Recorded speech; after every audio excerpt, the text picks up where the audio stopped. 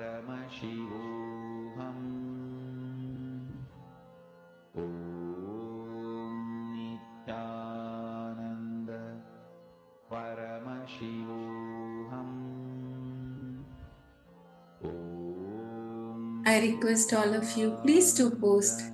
Do not miss on this. This is a very powerful component of the whole process which we are going through today. So this is the part of the preparation for us to receive the initiation, enriching ourselves and enriching others. That is how the cosmos functions. So we just learn how the multidimensional logic, one of the multidimensional logic is enrichment, right? So when we enrich others, we will see that we will enrich a part of us. So it is a very important exercise. I request all of you, do not miss on this. Please share all the experiences you are having, all the powerful cognitions, clicks you are getting during the sessions, all the manifestations which you are experiencing. Post on the group. Share with others, enrich others. And now we are going to be moving on to the next session, where we will be learning from Swamiji about why is it so important to raise our frequency? Why does raising our frequency matter? So please stay tuned for the next session.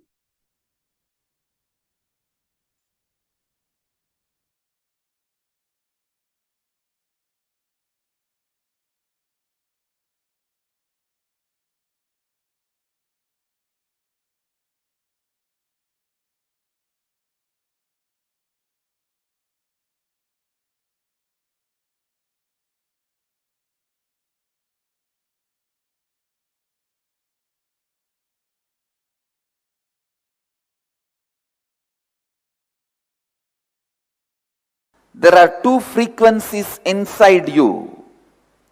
There is a self in you which has frequency of its own. This is what I call the energy of possibility of enlightenment.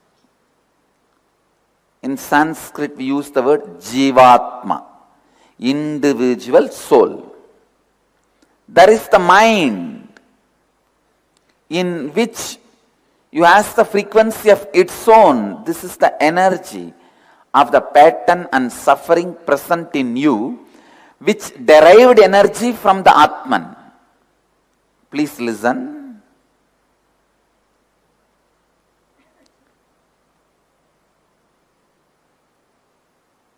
You need to understand. There is a mirror in front of me. Always I saw the mirror only reflecting these lights.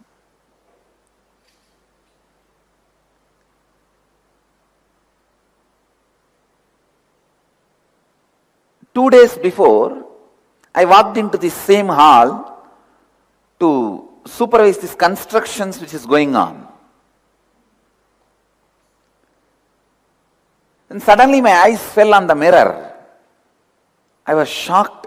Oh, this mirror does not radiate light by its nature. It's only a reflection. Because I always I have seen this mirror only lit. It is reflecting the light. I forgot. It only reflects. It does not have its own radiation, its own natural light. Same way, because always you see moon reflecting the sun, you forget moon does not have its own light. Please listen. Same way, your mind does not have its own energy, but from the time you saw your mind, it was always reflecting the consciousness. Because of that, you started thinking, you start feeling your mind as an independent energy, which is not. So the patterns you carry inside you as no independent energy. They have no independent power. At any given point in time, you are either used by the frequency of yourself or the frequency of your mind. Please listen. Third truth, I am coming. Please listen. The first truth. You have a frequency of consciousness in you. You have the frequency of mind in you. The frequency of the mind is the pattern, incompletions, suffering present in you. Third, at any given point in time, you are either used by the frequency of your soul, Atman, consciousness, or the frequency of your mind, the patterns. When you are used by self-consciousness, you are a magnetic field of completion, possibilities, creation, and expansion, and you will attract only those situations and experiences from life which forward expansion. On the other hand, when used by the mind, you are a magnetic field of incompletion, patterns, and shrinking. There are two dimensions in which your existence is defined: time and space. These two, time and space, are continuously crossing each other. It is like two snakes intertwined.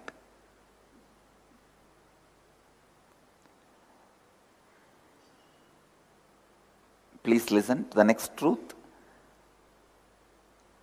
There are two dimensions in which your existence is defined: time and space. These two, time and space, are continuously crossing each other. This is the next truth I am defining. Next, when you are not actively enriching, and then when time crosses space, you will have time for time. And that is when the frequency of your mind will be more, and you will be used by it in those moments of your life. Listen.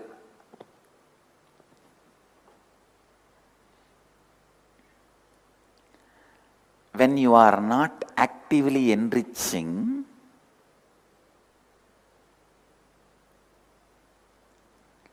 when you are not having the space also as part of you, when your time and space are not equally part of you, your time will have only time without the space. Please listen.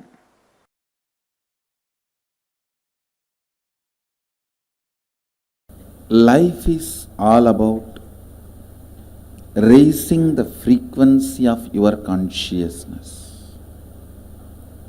Fundamentally, whatever raises the intensity and frequency of your consciousness, your existence, you being alive beyond this body and mind, whatever intensifies that is right. That is spiritual practice. Whatever reduces the frequency of your consciousness is wrong. That's all. This is the essence of everything. Whether you do yoga or you apply the turmeric and take bath, you apply aushadha, or you sit in mandala process, or you meditate, you chant, anything, the only purpose of all these actions is raising the frequency of your consciousness. Means bringing the highest peak consciousness called Turyadita in your being level and in your doing level. In both, bringing Turyadita as your reality is the essence of everything. That is the purpose and essence of everything.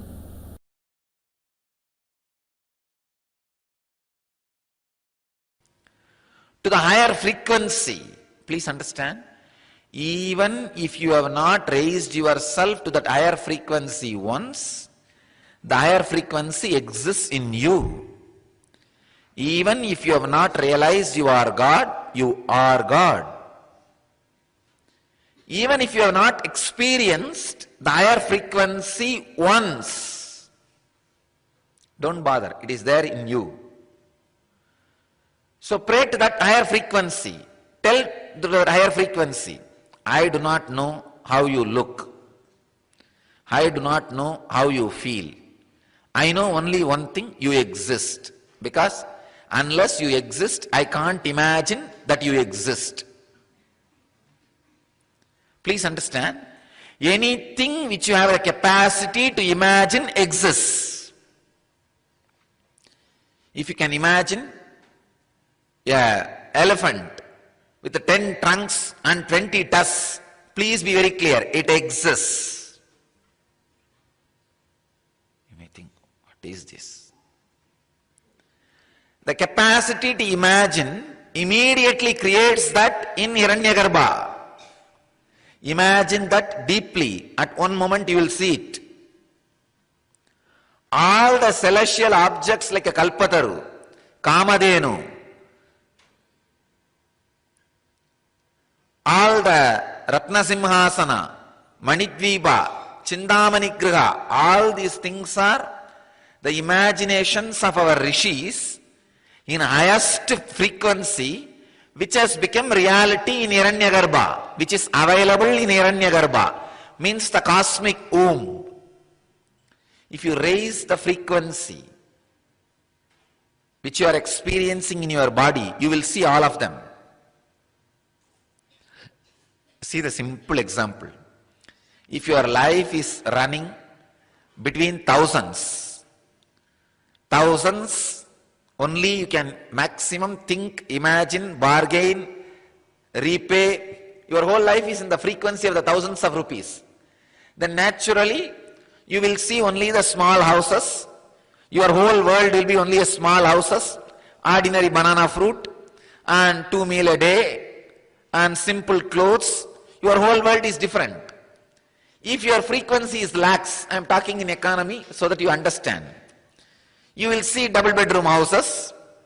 That will be your world. When you wake up, you will see double bedroom houses, apartments, and decent clothes, and 3 meals a day, a new kind of cinema theaters. These are the little different world. I can say Bhur Bhuvaswaha. If you live in crores, then your frequency is little different. You see different independent villas, every day different clothes, different shoes, different jewelry, different lifestyle, different kind of food. If you are handling thousands of crores, if that is your frequency, then you will have a house like a ship, maybe a house in the ship, or ship in the bank of your house, whatever you want. Your frequency is totally different. Understand? This is what I call different worlds. A man who lives in the hundreds of crores will never get to see in his life a life of slum. A man who lives in handles thousands, only thousands, will never even have a chance to look at the world of the thousands of crores man's world. Understand? It is such an important truth. Simple economy itself can make you understand. Same way, the man who lives in 30 unit frequency can never imagine 1000 unit frequency life. Understand?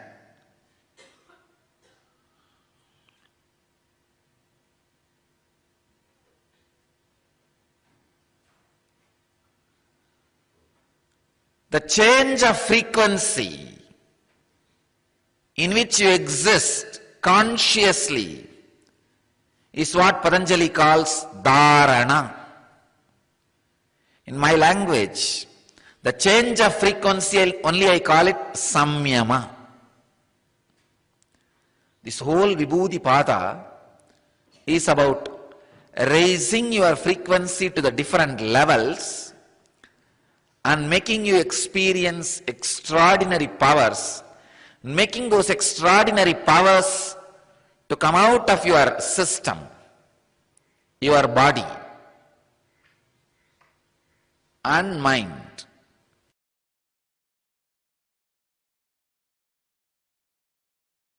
Please understand, when you raise the frequency of your DNA, you can connect with 7 generations wherever, whatever state they are in. If they already taken new birth, you can elevate them. I tell you, many of you guys have come to me because your sons have raised their frequency. Your 2 generations before son has raised his frequency. So suddenly, for no reason, you feel connected to me. Because he raised his frequency, your frequency is raised. And you do not even know why you decided to come and be with a Swami. Sometimes you can think your background and what you are doing now is completely unconnected. Understand? 2 generations before, the sons or daughters you gave birth, somebody else raised their frequency. That is having effect on you. One more thing, I always tell people, whenever their parents or somebody passes away in the family, I tell them, don't suffer. If you suffer, you will stop their journey, further journey. You will not give them beautiful farewell. Because whether you like it or not, want it or not, our biomemories and DNAs are interconnected. Thoroughly interconnected. Thoroughly interconnected. Our biomemories and DNAs are interconnected. You can see. I have seen in my experience many times with many disciples. If the father or mother passed away, even though they are not physically attached, psychologically attached, suddenly physically they will be down. And the suffering and pain will be there. Because the biomemory is down. Biomemory is down. So, if you elevate your consciousness, naturally like Bhagirath, you will infuse life into the DNA structure of your ancestors and raise their very frequency. If they are in Pitruloka, you will promote them to a higher level. If they are in Bhuloka, you will elevate them to higher consciousness. Wherever they are, see, it's like when you beat the water, both sides, the water will splash. Same way, when you beat the consciousness and raise yourself, not just future, even the past will be raised. Because, one more thing, unfortunately you can only see future. You do not have the energy to look into the past, but I can see past, that's why I am telling you it is possible. It is possible. It is just possible.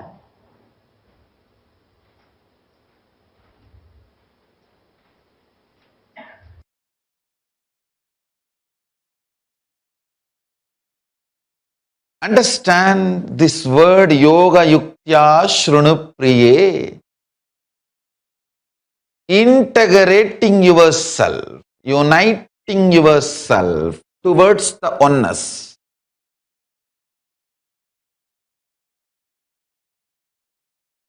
When you decide you want to unite yourself,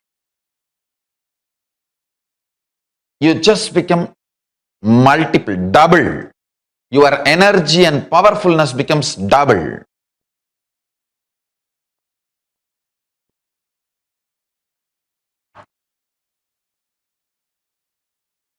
If you are operating with 10% of your energy, the moment you decide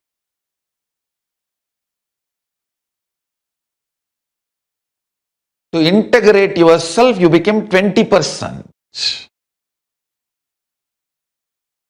And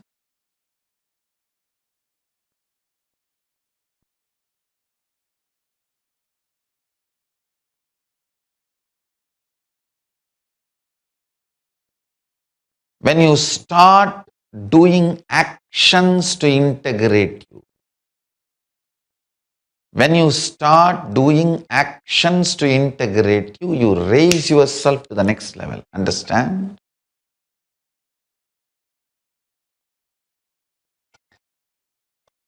Whenever you are broken pieces and pieces all run the way they want, you suffer with powerlessness.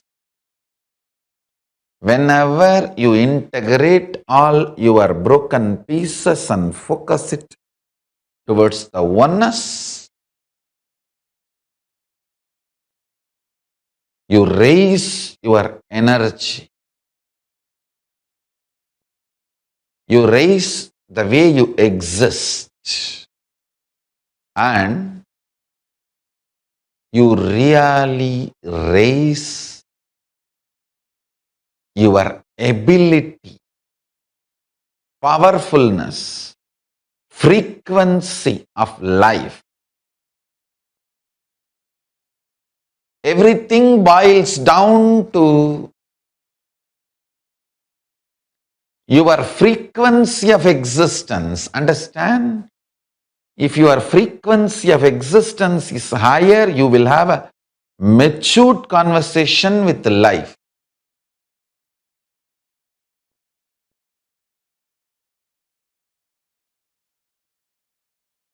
Your relationship with life will be highly matured. Your relationship with life should be matured conversation. How you exist matters. How you exist is important. Integrating your being raises even the quality of your consciousness. The quality of your consciousness matters for your existence. The quality of food you eat is important for your life. The quality of dress you wear is important for your social status. The quality of the car you drive, the house you live, all that matters for the social status. The quality of your consciousness in which you vibrate is important.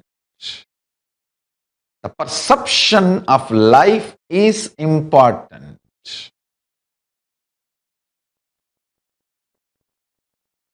I tell you, by my presence I can raise your frequency intensely and initiate you to manifest state, space, powers of Paramashiva. But only if you build higher cognitions, you can continue to stay in that same space.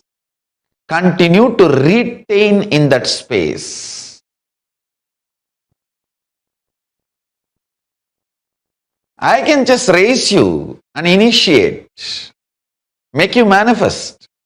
But you need to grasp the higher cognitions for you to continue to exist and radiate and manifest the state, space, and powers of Paramashiva. Decide to integrate yourself. Let your actions and thought currents be integrated. Integrate your actions and thought currents. That will only make you manifest your higher reality.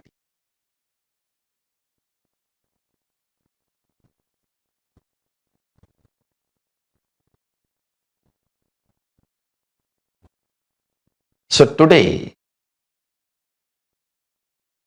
I wanted to give this simple homework. Sit and see the multiple thought currents brings dilemma and confusion, delusion in you, and pen down. The multiple thought currents which is constantly keeping you in dilemma, delusion, confusion, pen them down.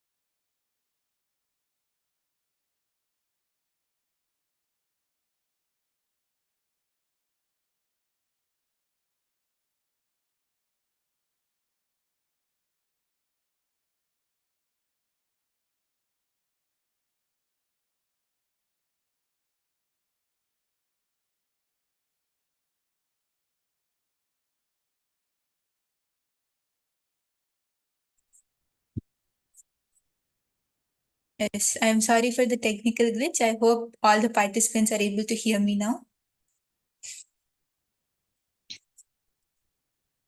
Yes, so we all just learned from Swamiji about what is it exactly by us raising our frequency? What exactly is that? And why is it so important that we have to raise our frequency? Actually, Swamiji tells us that there are two types of frequencies inside us. One is what we are hardwired with. One is what Paramashiva has sent us down with. The energy of possibility, the frequency of enlightenment. The self inside us, which is hardwired with this frequency. In Sanskrit, it is called Jivatma, our soul. And there is another frequency which is in the mind. This frequency is what the mind has created. The energy of patterns, suffering, all of the negative cognitions which are present in you, which is derived energy from the Atman. And when we decide that, yes, I want to unite myself, I want to become Paramashiva, at that time we move from being majority on the second energy, the energy of the mind, the frequency of the mind, which is the lower frequency, to Paramashiva's frequency, to the higher frequency, the Jivatma. And now in this exercise, this is exactly what we are going to be doing. We are going to be understanding what is it which we have to do to raise our frequency. It is not only just now or, after a few minutes or during the session just for today, but it is in everything you do. This is something which you can apply in whatever you do. Whether you're sitting for work, whether you're cooking, whether you're doing something at school, whatever, wherever you are, continuously living this, deciding that, yes, I have to raise my frequency, whatever, even to the level of your thoughts, keeping your thoughts in that higher frequency. When we practice this continuously, at that time you'll see that your energy will start raising. Your powerfulness will start raising. As Swamiji says, when we decide that, yes, I want to unite myself, at that time you become multiple, means your energy doubles up. Then when you are operating with that same decision, at that time, if, for example, when you are deciding that, yes, I am going to raise my frequency, at that time you're operating with 10% of your energy. But the moment you decide to integrate yourself, at that time your energy becomes 20%, it doubles up. And then when you start doing actions to integrate it, for example, every day in the morning you take a sankalpa that today I am going to manifest Paramashiva. Then when you are faced with a situation where you might be having a fight with someone or you might be having a disagreement, at that time remembering this, deciding to do what Swamiji does, be in that higher frequency, at that time your energy raises, it doubles up again. So just by following this, we can raise our frequency. And when we raise our frequency, we see that how everything around us also starts changing. All the situations around us, what we manifest around us. As Swamiji says, what you hold inside you. If you think that I earn in thousands, then you will have a normal life. You will get up, you will go to school, you will have a cup of coffee, how any normal middle class person would live. If you see yourself that if you earn in millions, then you will see that you have a luxurious villa, you have two cars, you have a huge backyard, all of this. When you see yourself earning in billions, at that time you will see how you're able to afford all the luxuries. You will start seeing everything manifest around you. In the same way, when we raise the frequency of our consciousness, we will start seeing all of the possibilities manifesting around us. So I request all the participants to take 2 minutes, and you can also post what did you understand from this satsang? What did you understand from what Swamiji told all of us? Please understand, this is something very, very powerful and very, very simple. It is always our decision. Decision to stand by completion. Decision to stand by the powerful cognitions. decision to stand by the supreme initiations and the cosmic truths which Swamiji is delivering us, moment by moment by moment, and not listening to the mind, not listening to the incompletions, not being in the patterns and self-doubt and self-hatred. We will see it is only I am doing this. Forget about others. Swamiji says any incompletion we have with others, it's not logical. It does not make sense. So forget about others. Just first think where you are. You are Paramashiva. Everybody else is just a manifestation of us. Nobody is there other than us. So first of all, decide to be in that space of completion, powerfulness, from that space that I am Paramashiva. Once we decide that, and we decide to stand by that, and not by our patterns, not by our mind, that is when we win the game of life. We will see simply our frequency will raise and we will attract, we become the magnetic field to attract all the auspicious things in our lives. Everything beautiful will manifest in life. We just have to decide and stand by our consciousness, not by our mind, not by our patterns.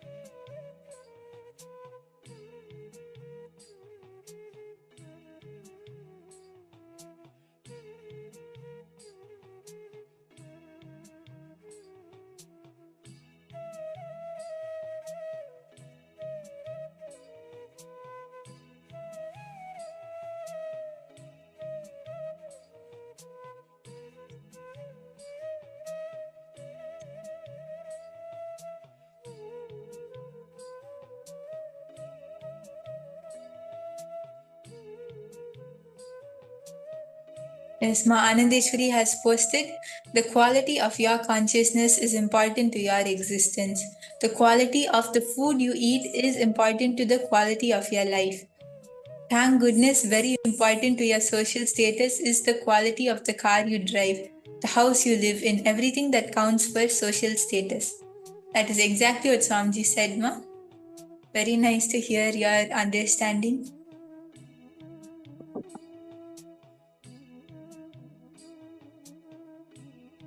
Now we are going to be entering into an exercise. I request all the participants to sit and see the multiple thought currents. The thought currents which are bringing the dilemma, the confusion, the delusion in you. Pen down all of those thought currents. Pen down all the thought currents which continuously put you in that suffering, which put you in the confusion. As Swamiji told us, the second frequency, the frequency of our mind, where we see all the fears, all the delusions, all the confusions, everything. Pen down all of the thought currents which manifest in you, which give this feeling to you. For example, you are afraid of the dark. So whenever it's in a dark area or it's in a dark room, you're like, oh my God, I don't like it in the dark, or I have the fear of unknown. The thought which comes up in you, which puts you in the dilemma, which puts you in the fear, which lowers your frequency. Pen down that. Pen down all your thought currents like that. Please do take a few minutes and pen them all down.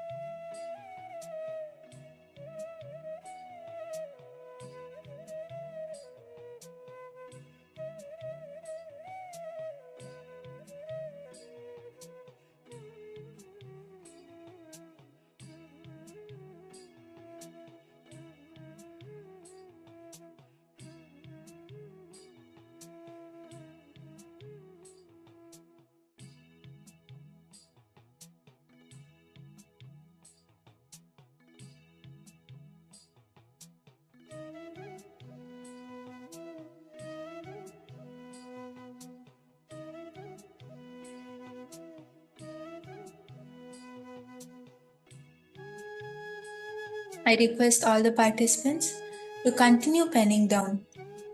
Ma Heidi, Ma Priyatma Swarupini, Ma Anandeshwari. I request all of you to pen down. Ma Mary, Ma Orienta. All of you can pen down.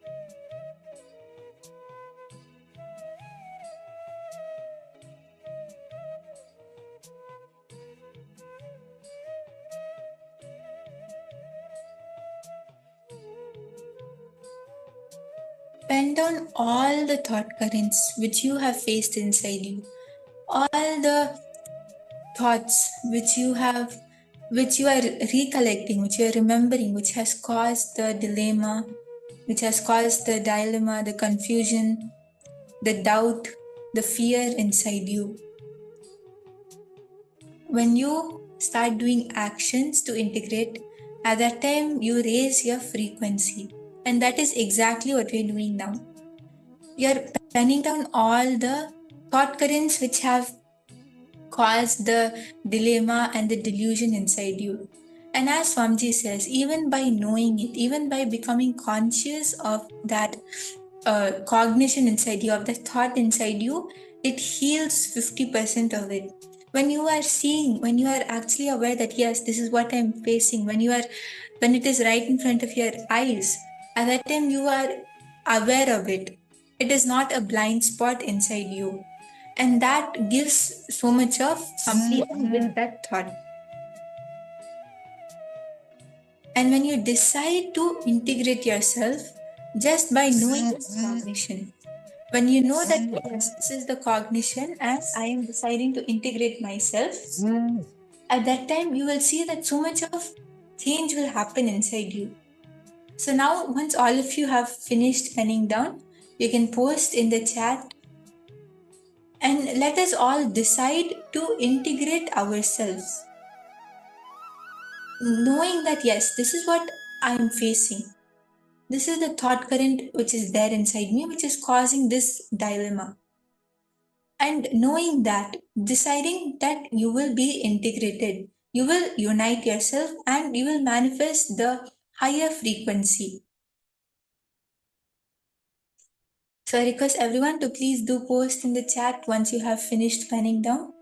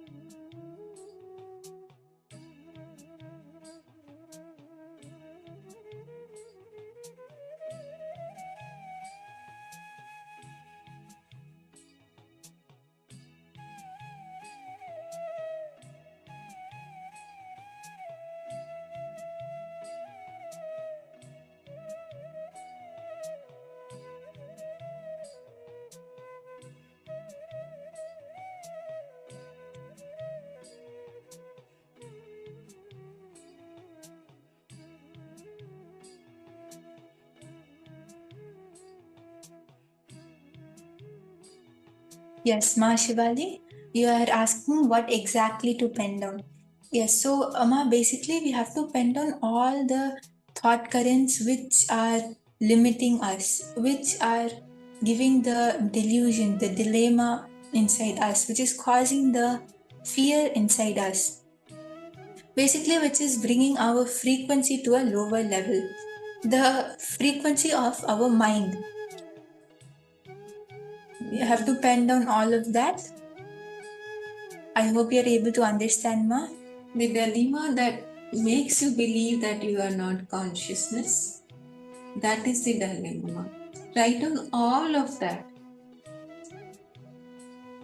And even this thought which you are having that you spoil your name anywhere you go and you are in trouble, or whether it is that you are, as you are saying, Ma, that you can never be loved or heard, understood, everything. All of these are those thought currents, all of these are those thoughts which are causing the confusion inside you, which is causing the suffering, the fear inside you.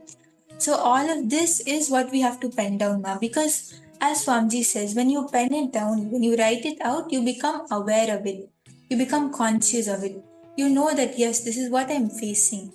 And at that time, when you decide, when you declare to complete with it, it is much more easier. Because just when you become conscious itself, so much of healing happens. It is not a blind spot in you anymore. Yes. And this is what means standing by the patterns, right? Standing where mind gives us all the powerlessness and powerless cognitions and limitations about us. So when you bring them in awareness, you know, okay, this is how I perceive myself. This is how the mind is making me powerless, which is not the truth. So being aware of it and deciding to stand by your conscious identity.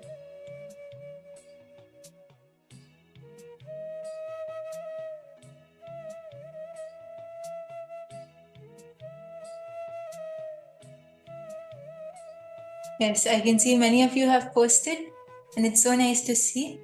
Now we are all going to be declaring that yes, I am going to raise my frequency.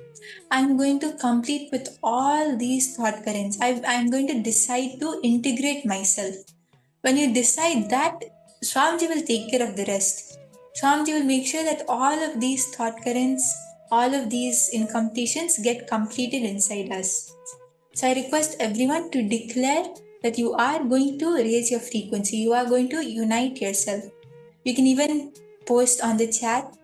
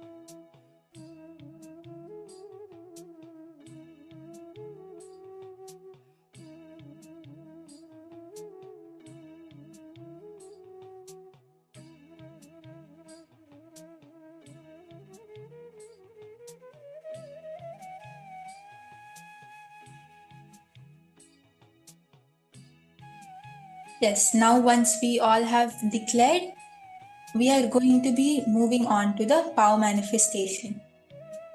And in this round of power manifestation, we are going to be continuing the power of Akashic reading, but this is going to be a little more advanced level. In this level, we are going to be finding out the biography of a certain person. So just by scanning that person, just by seeing that person's picture, you're going to be scanning the person, and through the power of Akashic reading, you're going to be finding out that person's biography. You're going to be finding all the details. You're going to be identifying all the details, all the information about this person.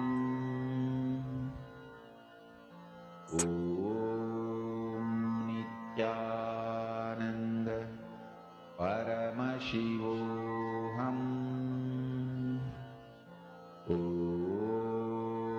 Nithyananda Paramashivoham. You're going to be finding out their date of birth, their name, the major events that happened in their life, all their accomplishments, all of that. So I request everyone to please gather and come in front of the camera. Let's start the power manifestation.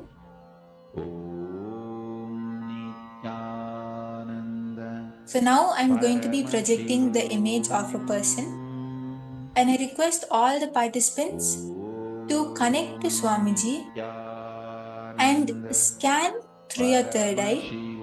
What is this person's name?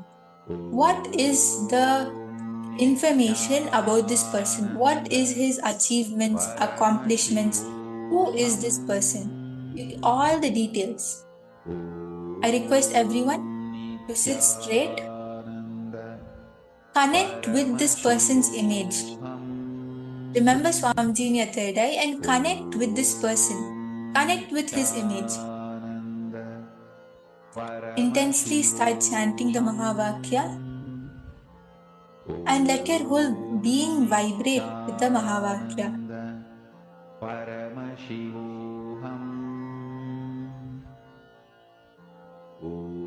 Please write down all the details with Swamiji's revealing. Can be any letter, any number, any color, anything, whatever is being revealed to you.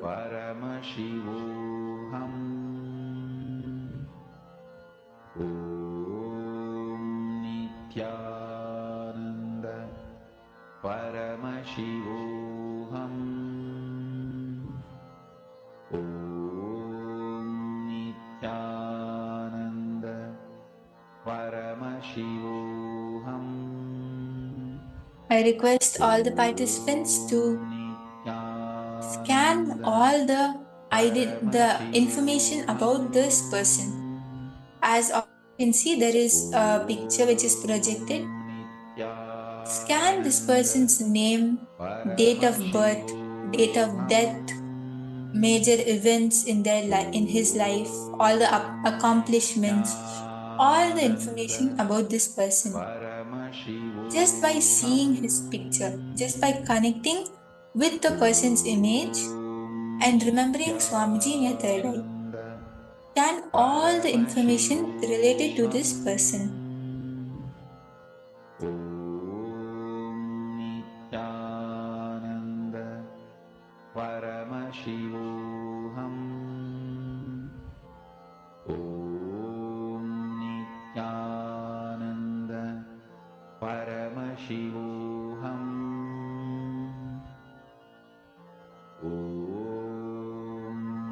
Nithyananda Paramashivoham. Nithyananda Paramashivoham.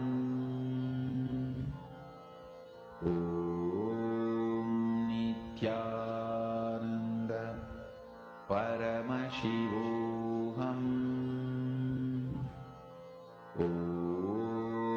Nithyananda Paramashivoham. Nithyananda Paramashivoham.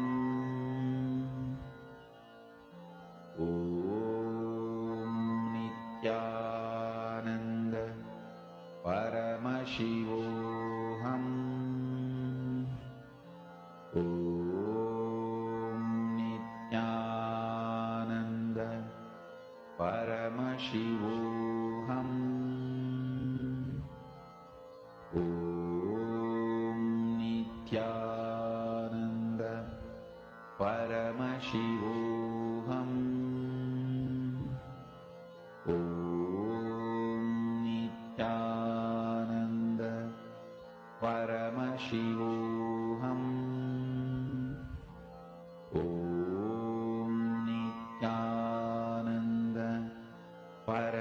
Paramashivoham.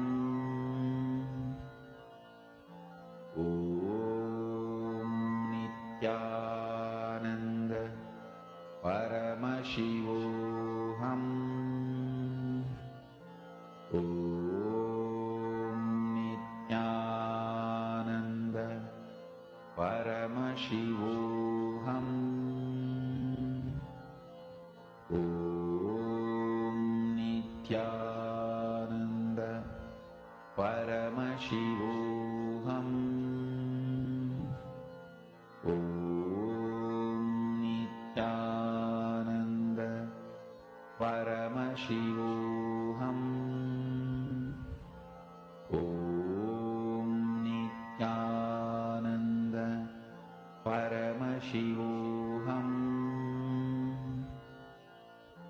Om Nithyananda Paramashivoham.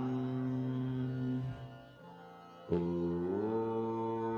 Nithyananda. I request all the participants to please post what you were able to see in your third eye. What answer did Swamiji show you for this round?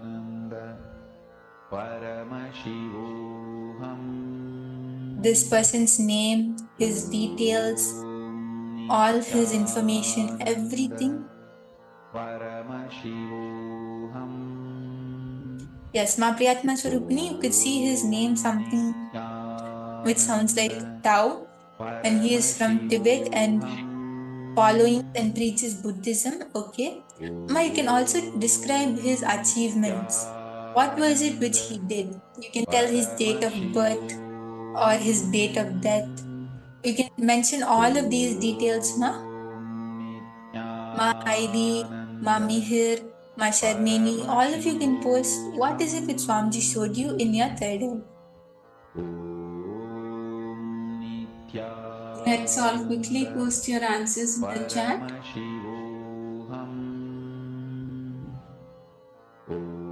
Ma Yonana, Ma Margarida, Ma Hajendra, all of you can post.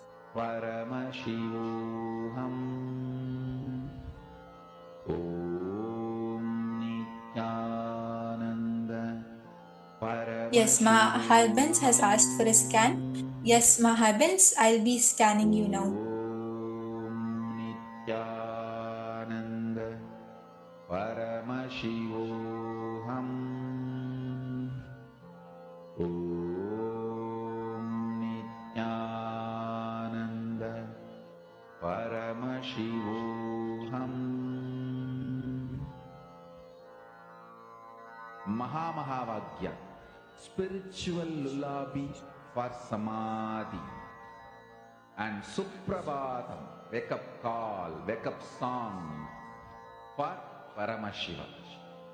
This Mahamahavagya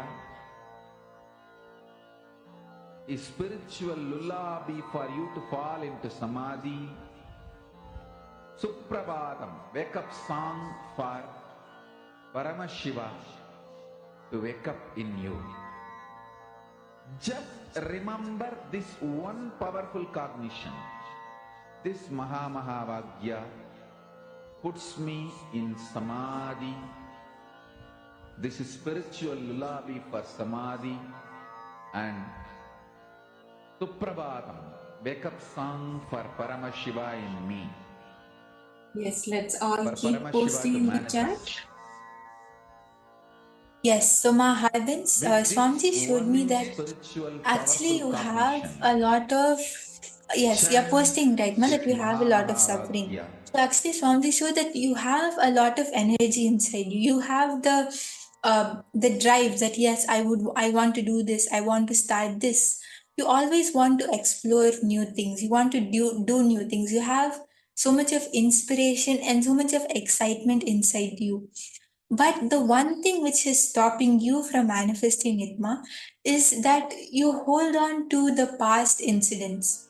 If a minor incident would have happened, where for fun, someone would have teased you when you were small, someone would have discouraged you, or someone would have said, wouldn't have given you a good comment. All these tiny incidents, you don't exactly remember what they are, but the feeling which that had caused at that time is what you clutch onto. It gets stuck in you as a feeling. Even you are not sure why you feel that like that. If you want to start something, if you want to do something, if you want to accomplish something, you have that enthusiasm that yes, I want to do it. But there is a small part of you which gives you the fear, which discourages you. And because of that, you don't understand what it is, but you end up not doing it. And that causes the suffering in you, that causes the incompletion in you, that because you don't know what is it which is stopping you. It is there in you like a blind spot. So Swamiji showed me that just sit and dig out all of these small incidents which happened. See what is the thought which came up in you uh, when someone would have discouraged you, or when someone would have given you a bad comment. At all these times, all these incidents, what is the exact thought which came up in you? Find out that root thought and complete with that. You will see that you will actually start having the suffering will start going away. You will start getting rid of the suffering inside you. I hope you are able to understand and relate to this scan, Maharbins. Yes, you just joined now. Welcome to this program, Maharbins. It's very nice to have you here with all of us. Please post in the chat now. How was the scan and are you able to relate to it? Yes, you have posted yes in the chat. So you can also post now, like, were you able to relate to what I'm seeing, or are you able to understand that yes, that what you have to do, what Swamiji showed?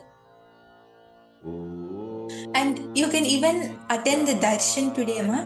Swamiji will initiate you into the power manifestation, into all the things which we are learning in the program. The initiation itself will really help you in completing with the suffering. So it's very nice to have you here. Welcome to Paramashivoham, Maharbins. And Ma, please understand this is your first day, so just sit and listen to these sessions and just involve yourself. Be there for each and every session. You will see a lot of benefit happening to you. Yes, you have a lot of fear about black magic. Okay, so just complete with that. What is the first time when you got that fear inside you? When you saw something related to black magic, or when you heard about it, when you got that fear? Find out that first time, and what is the thought which made you get scared? What is the thought which put the fear inside you? Find out that thought, ma. And please understand, once you are initiated by Swamiji, Swamiji takes care. No black magic can touch you. Nothing can affect you.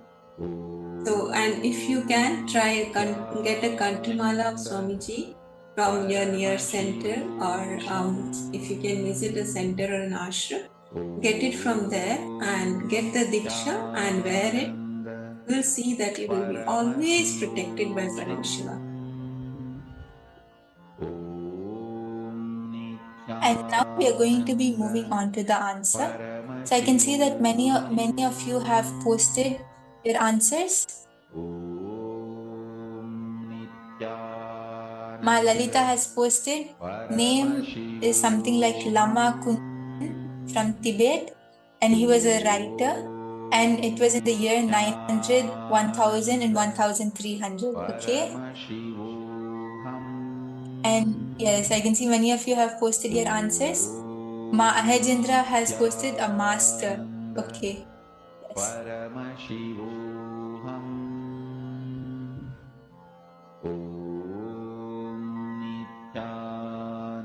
Yes, so now we are going to be moving on to the answer for this round.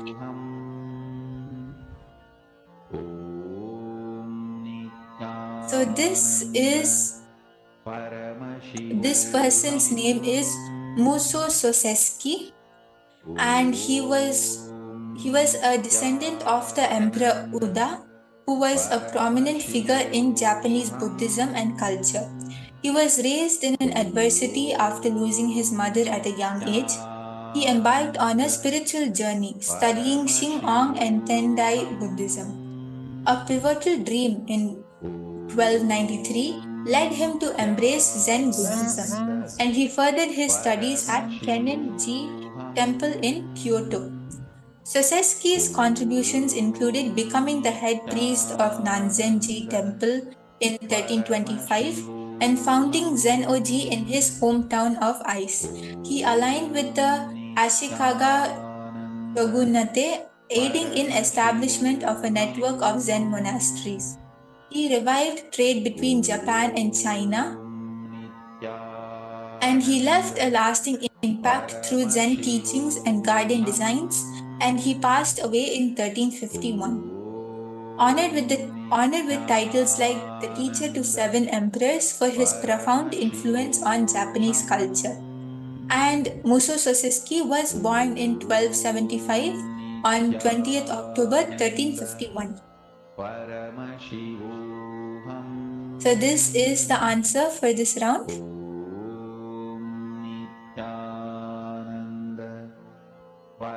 And Mihir, you posted a Japanese monk. He was a Japanese monk, so that is amazing. That is an amazing manifestation. And you saw the period of 1256, which is correct. He was there at around that time, so that is a manifestation.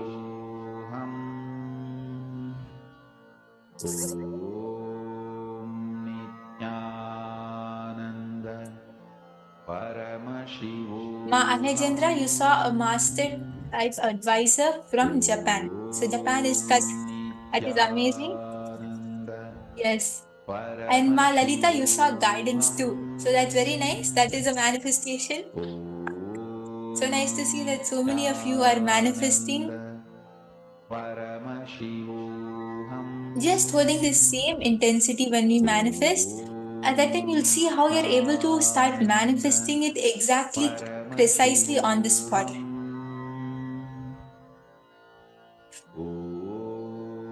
All of you can share your experience. What did you feel during the manifestation?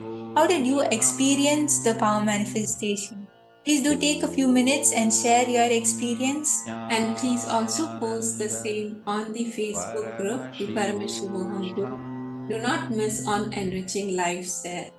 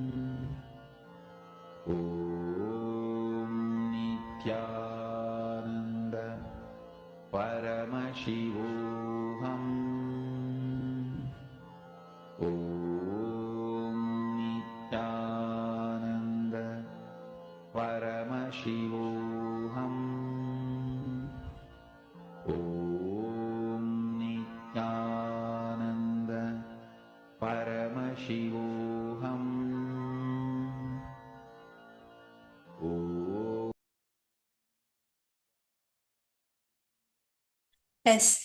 So now, once all of us have finished posting on the Facebook page, we are going to be moving on to the next session where we will be learning from Swamiji about Navakhanda Yoga Samadhi. What exactly is Navakhanda Yoga Samadhi? So please stay tuned for the next session.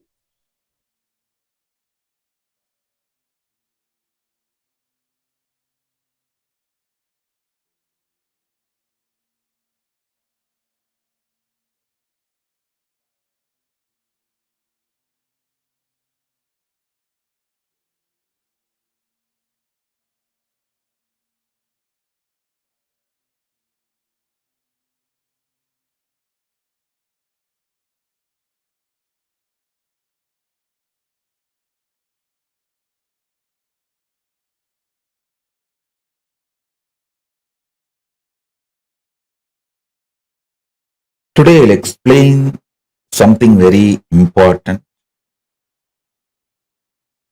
Navaganda Yoga Samadhi.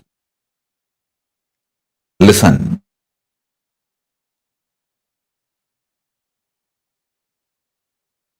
Listen to this word. Navaganda Yoga Samadhi.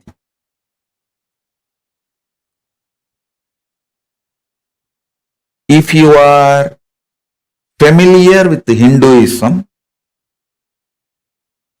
especially the great enlightened masters, Siddhas, you would have heard this word Navaganda Yoga Samadhi. It means, see, there is a Siddha tradition in India from Rameshwaram to Himalayas. The Siddha tradition is there. If you read these stories, life story of these Siddhas, one thing you will find commonly in all their lives, people saw their body parts lying separated, like a hand separate, legs separate, head separate, in the night time and got frightened. This incident you will see multiple times getting repeated in so many masters' lives. How many of you read any Siddha's life where you have heard this incident? Raise your hand. Navaganda Yoga Samadhi, it is called. The body will be in separate parts. Hands will be separate and legs will be separate. Head will be separate. Body will be separate. But morning it will all assemble, settle down, and they will come back. They will start doing all their activities. It is not just Shirdi Sai Baba. Thousands of Siddhas, I should say not just thousands, even lakhs. Comfortably I can say lakhs.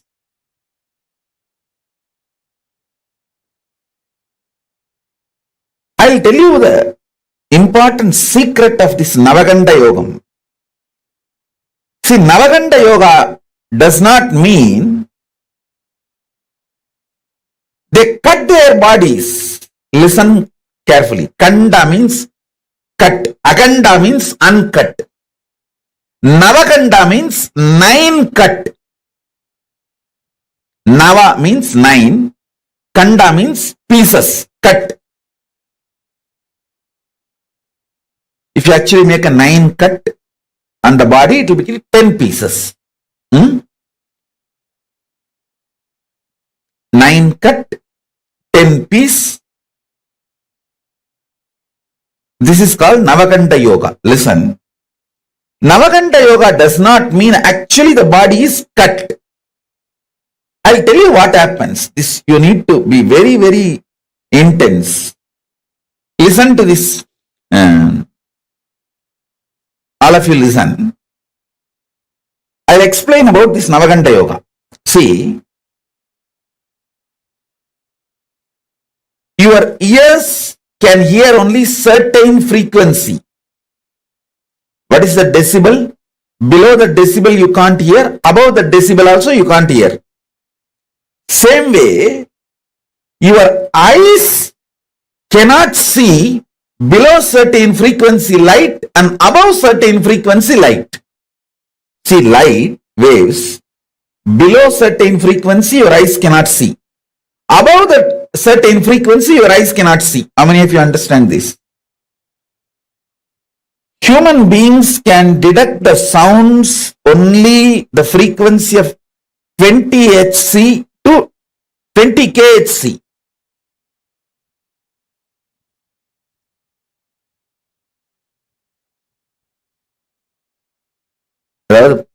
Only 20 kilohertz. 2 hertz to 20 kilohertz only human beings can see. Not more than that. If it is below 20 hertz, you can't see. If it's above 20 kilohertz, you can't see.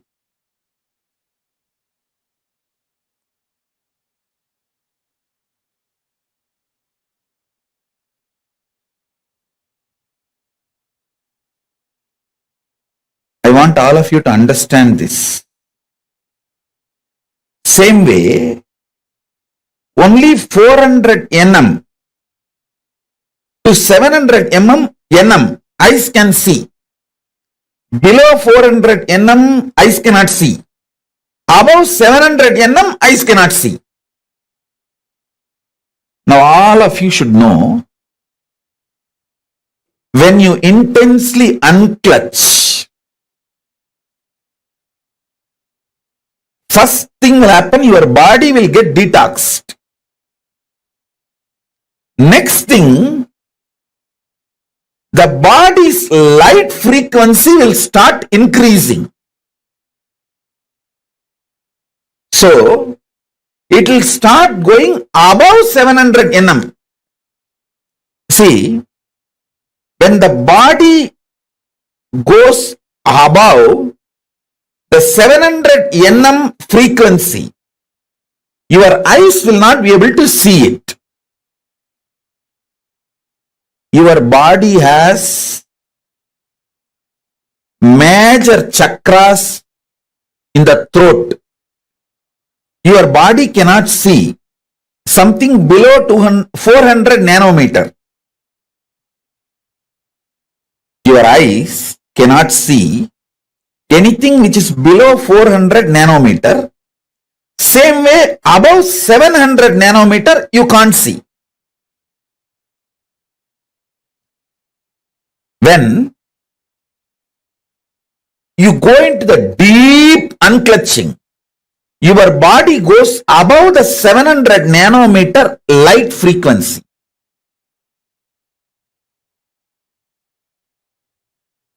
If your whole body has gone above the 700 nanometer frequency, completely nobody can see you. But listen carefully, this is more important. There are chakras in the throat, Vishuddhi. And the chakras in this part, see this knee as a chakra, this knee as a chakra. This Vishuddhi and this two chakra and on the leg, knees also, this both knees also have a chakra. Listen carefully. The chakra in the knees of the leg, 2. Chakra in the knees of the hand, 2. 4. Chakra in the shoulder, 6. Chakra in the throat, 7. And in this 7 chakra, listen carefully. I am not talking about the Muladhara, Swadhisthana, Anahata, Vishuddhyanya. No. I am not talking those chakras. I am talking about the these are all actually minor chakras. There are 7 major chakra in your body and 14 minor chakras. These are like chakras in the shoulder, elbow, both the knees. These are called minor chakras. These chakras will jump beyond the 700 nanometer quickly. But the remaining part of the body will take 3-4 hours to cross the 700 nanometer. Understand very carefully. These chakras, they will cross the 700 nanometer within, I am giving you example, 1 hour of falling into Nirvikalpa Samadhi. But this part to cross 700 nanometer will take another 3 hours. That is the time when you see body will be seen as a 10 pieces. Because this part will not be seen. It is actually not cut. This part will not be seen and this part will not be seen and the neck will not be seen. Head will be seen. Body will be seen. Knee will not be seen, but the leg will be seen. How many of you are understanding what I am saying?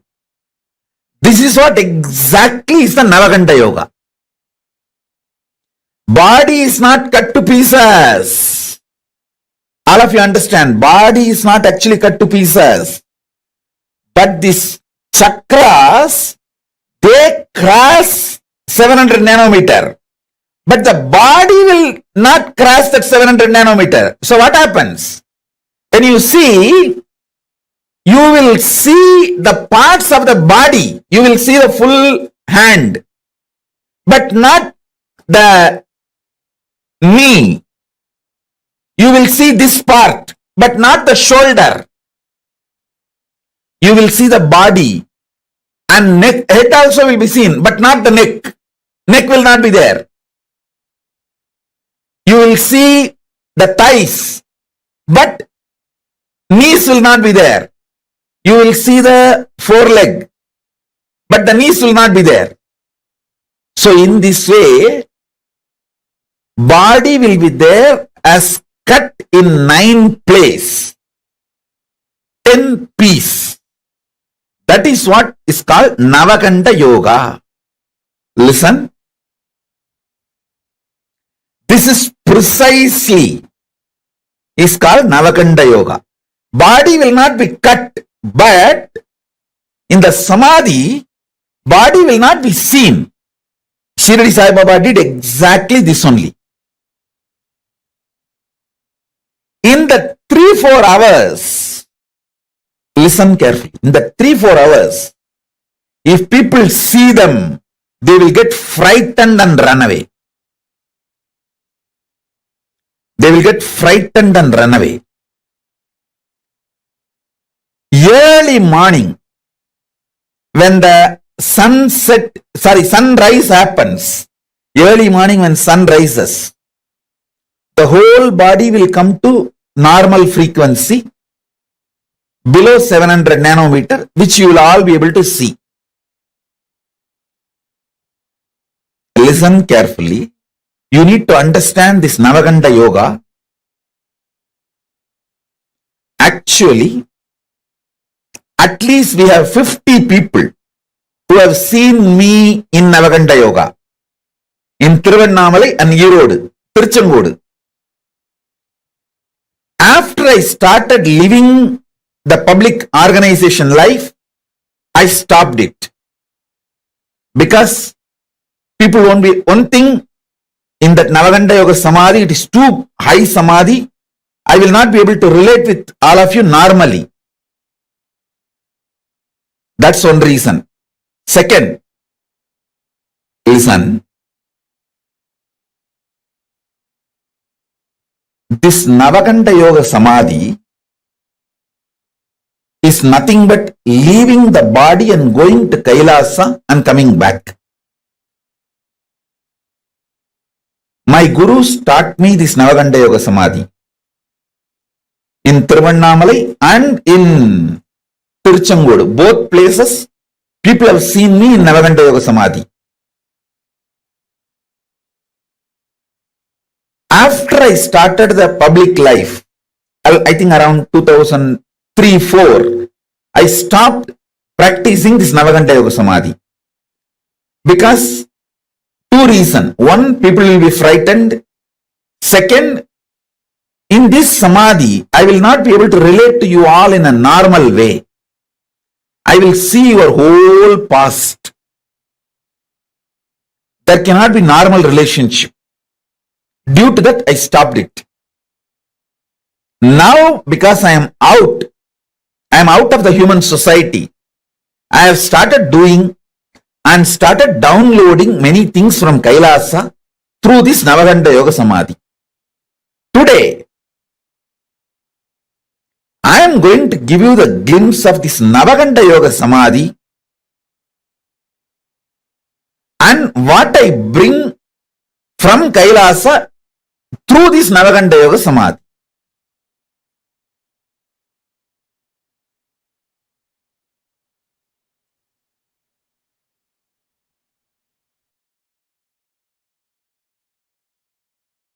Listen. See, this part, this chakra will not be seen. So this will be one part. This chakra will not be seen. So this will be one part. 1, 2. Then neck will not be seen. So head will be one part. 3. Then 4, 5. Below the knee. 6, 7. And this thigh. This will not be seen, but the thighs will be seen. 8, 9. And this body part, because it is disconnected from the neck, 10. So Dasa Kanda, Nava Kanda, Dasa Tunda. 9 cut and 10 pieces.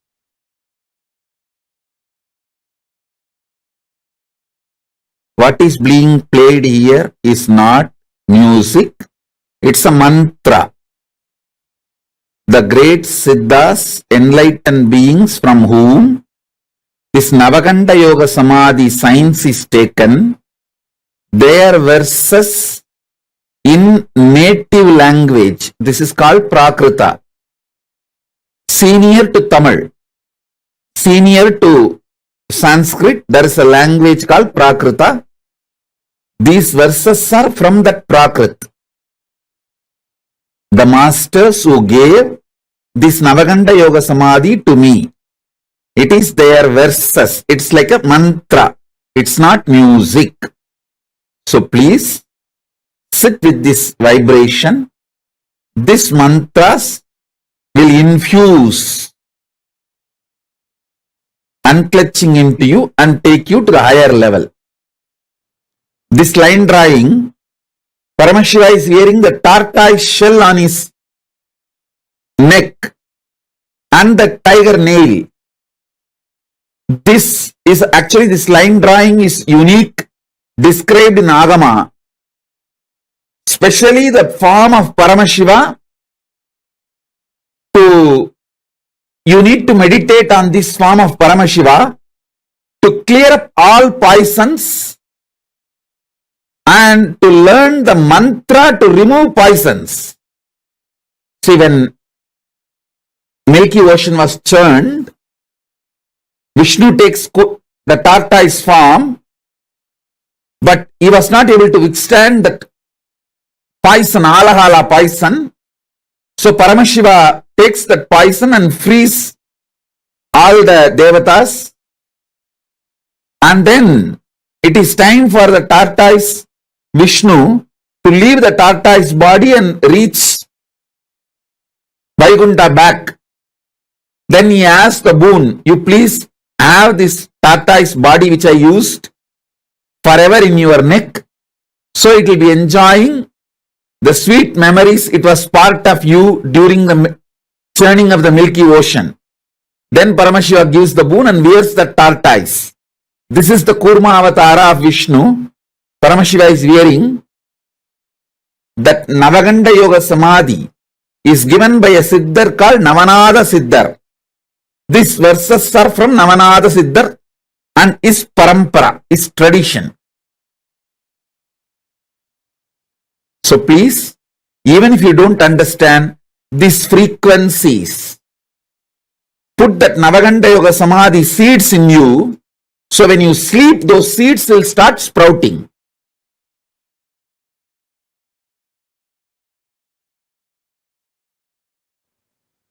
Will persistence is the only qualification you need for Navaganda Yoga Samadhi. Listen. Will persistence. Understand? I was just sitting and meditating. Why some people get only Nirvikalpa Samadhi? Why some people get Navaganda Yoga Samadhi? Because Navaganda Yoga Samadhi is higher than what you understand as Nirvikalpa Samadhi. See, Nirvikalpa Samadhi is highest Samadhi your consciousness can achieve. That is enough for enlightenment and to reach KAILASA, everything. But Navaganda Yoga Samadhi is something like that. Nirvikalpa Samadhi filling your whole body, even physical body. And the physical body entering into the consciousness of Nirvikalpa Samadhi and raising to the KAILASA's frequency with the body. So naturally,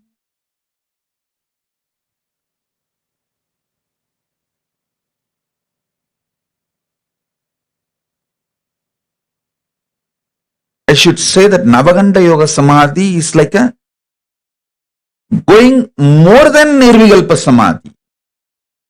Listen. Many people achieve Nirvikalpa Samadhi and be satisfied with it. That is like tamarind fruit. The inside that fruit is ripe and it naturally gets detached from the shell. So after that, what happens to shell does not touch you. What happens to the shell does not touch the fruit. Same way, once your consciousness is ripe, what happens to the body does not touch you.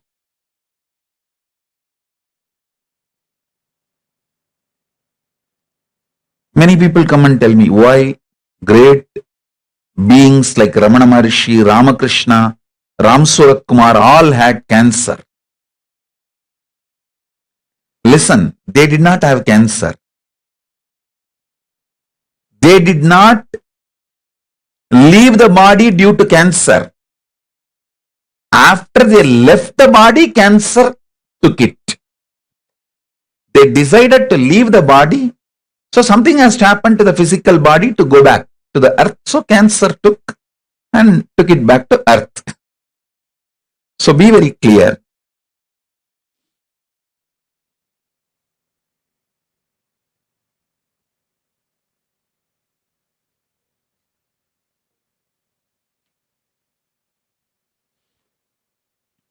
Listen.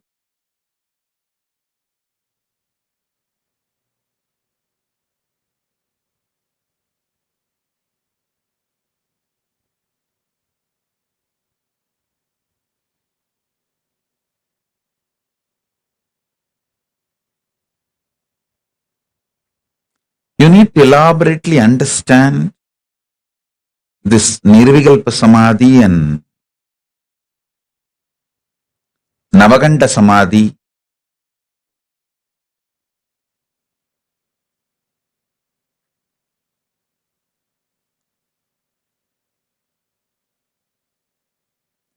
Nirvikalpa Samadhi is your consciousness ripening. Navaganda Samadhi is even your body, along with your consciousness, raising to the higher worlds, higher time zones, higher energy fields.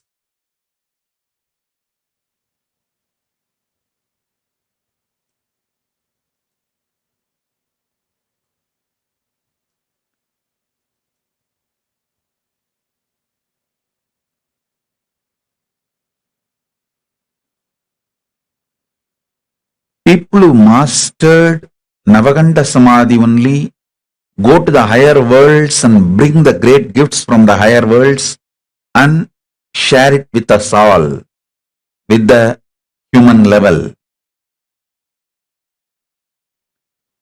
So Navaganda Samadhi is something furthering of Nirvikalpa Samadhi. Listen.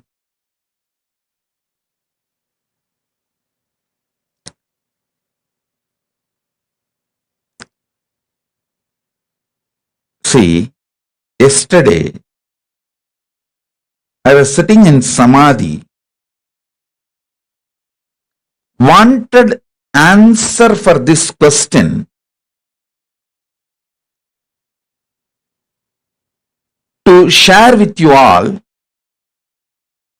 why some people achieve only Nirvikalpa Samadhi, why some go up to Navaganda Yoga Samadhi.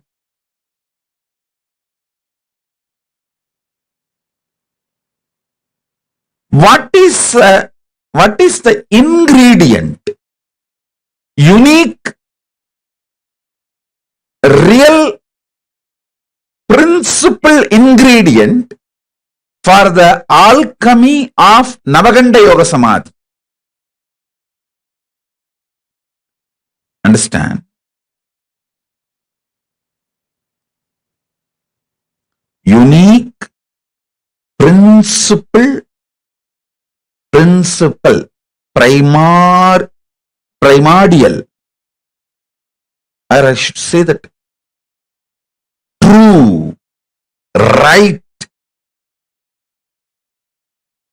source reason for someone to travel to Navaganda Samadhi. How Paramashiva decides to give Navaganda Samadhi to some people, why he gives Navaganda Samadhi to some people. I saw clearly, the Paramashiva revealed the reason clearly. It is sheer will persistence.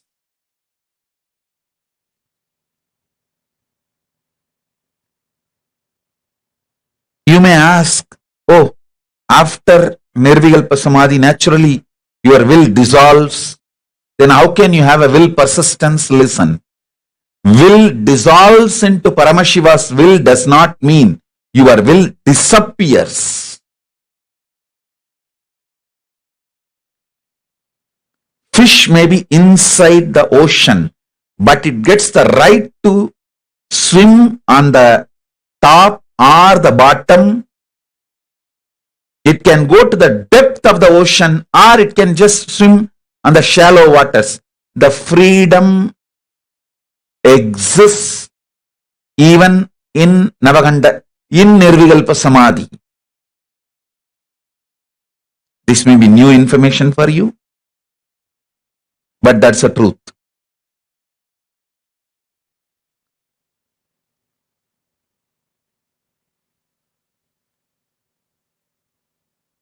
Decision. Who moves towards Navaganda Samadhi is basically done by Paramashiva based on the will persistence of the individual.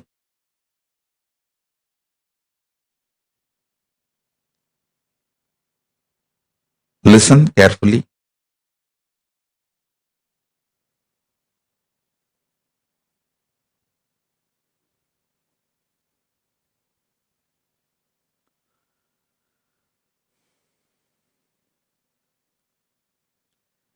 for any normal human being, Nirvikalpa Samadhi itself is enough. But if you want to be a teacher, guru, an incarnation, to bring great things from vertical time zone, higher worlds, and share it with the world, then you need Navaganda Samadhi.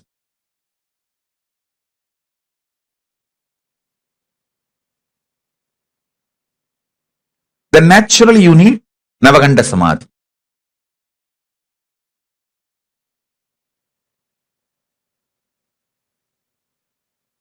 So understand,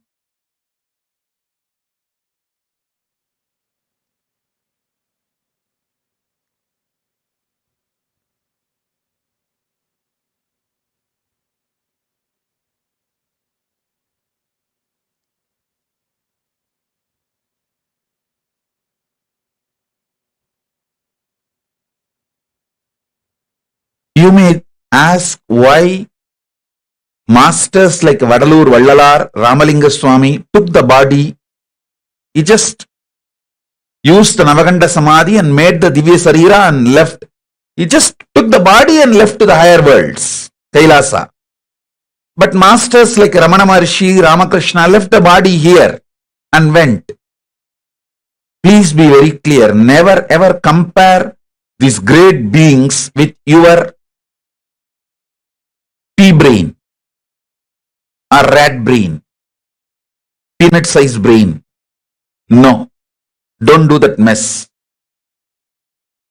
Maybe Ramana Maharshi thought leaving his body here in the planet Earth will continue to help millions of seekers. I tell you, just Ramana Maharshi's body alone is such a powerful Jnanagarbha. Such powerful Jnanagarbha. Unimaginable Jnanagarbha.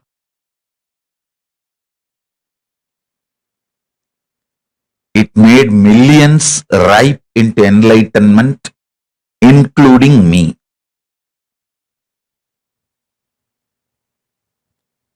If Ramana Maharshi has taken his body, like Vadalur Ramalinga Swami, surely it would have been a great loss. So they have their own reason. Same way Ramakrishna.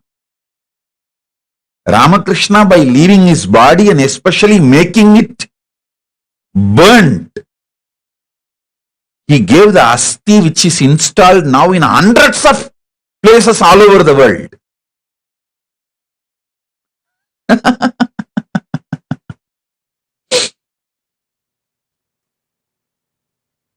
So each one of them have their own reason.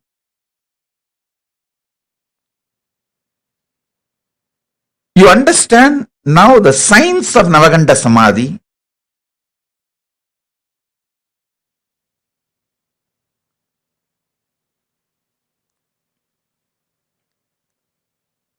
Fundamental qualification is will persistence. Listen.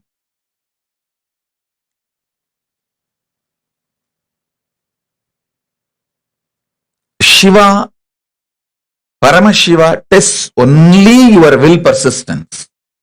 He doesn't see any other qualification. You can't earn these great samadhis by your own qualification.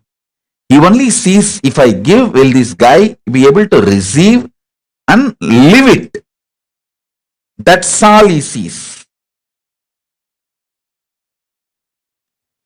He doesn't see any other quality.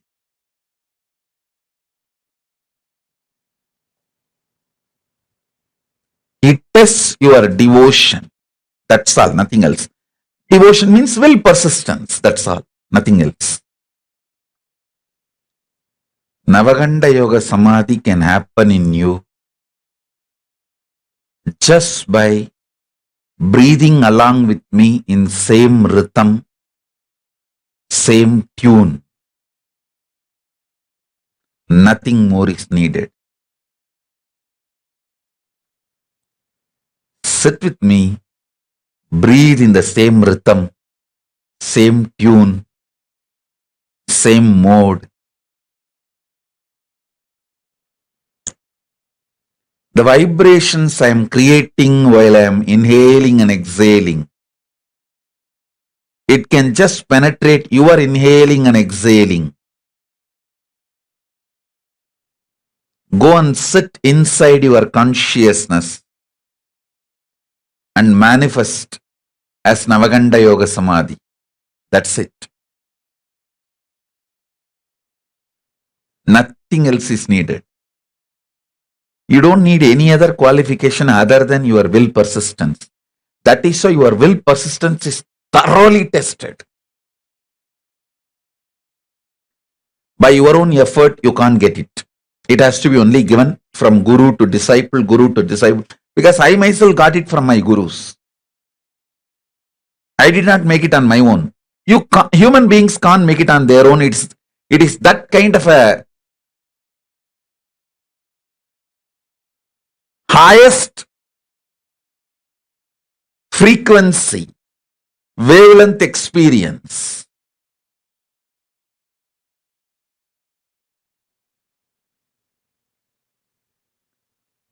It can only be given from the higher dimensions. Means from guru to disciple. You can never make it on your own.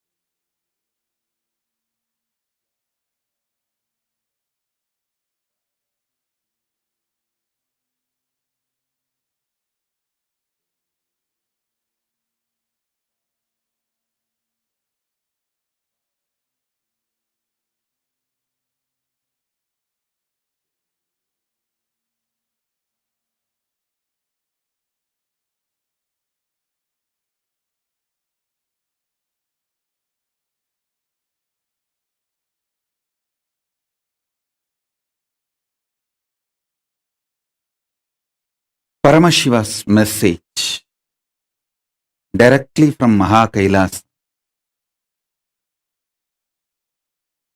Guru Mantra, Guru Bija.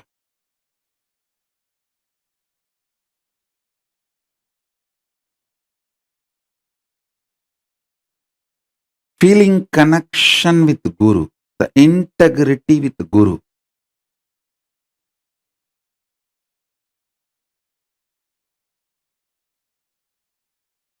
Is the highest, best, direct way of manifesting Paramashivatva. Listen.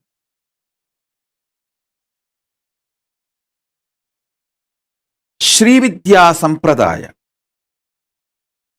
Listen to the history.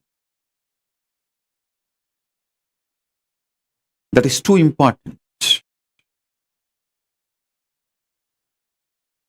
Sri Vidya Sampradaya is given to the world.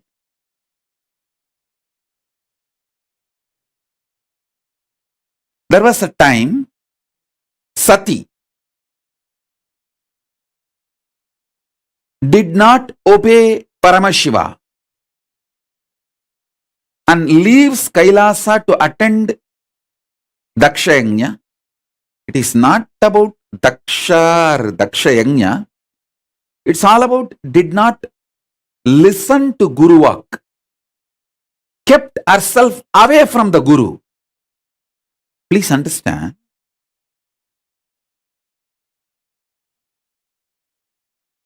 When Grahas try to ruin your life, the first thing they do is move you away from Guru. They will somehow trigger the pattern exactly which keeps you away from Guru, not to be in touch with Guru. That's it. Then, listen. The moment you are away from the Guru, gone. Anything can be done to you. If you know a little bit of astrology, away from Guru, what happened to Sati? Exactly the same thing happens. How? Sati ended up burning herself, suicide, and destroyed her parents and the whole Mayapuri, her parental kingdom. Listen, I'll tell you the whole story. Sati says, let's go to Dakshayagna. Paramashiva says, not now, wait. Then she started denying Guru and said, at least let me go. He said, not now, wait.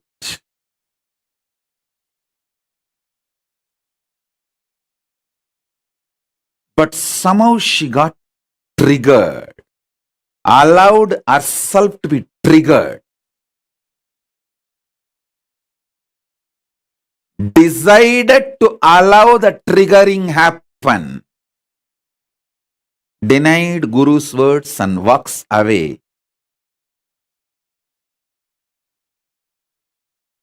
You all should know, when she walked away from Guru's words, when she kept distance from Guru, when she moved out of Kailasa, even Nandi could not save her. Nandi was running behind her to protect, to save her. The grahas were so powerful. The moment she moved away from the Guru's words, they all started taking revenge.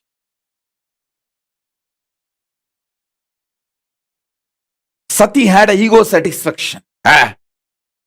I said no to Paramashiva, reclaimed my freedom.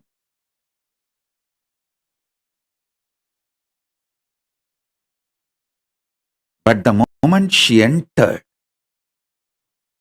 Daksha Yajna, she faced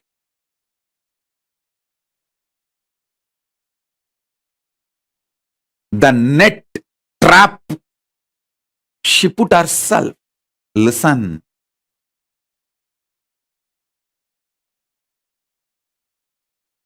All the grahas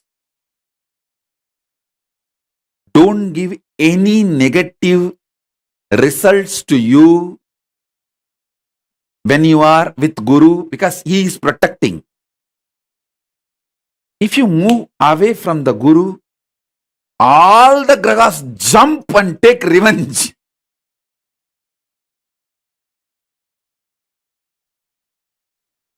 The way she was terrorized by the grahas, the ups and downs, she has no other choice other than giving up the body.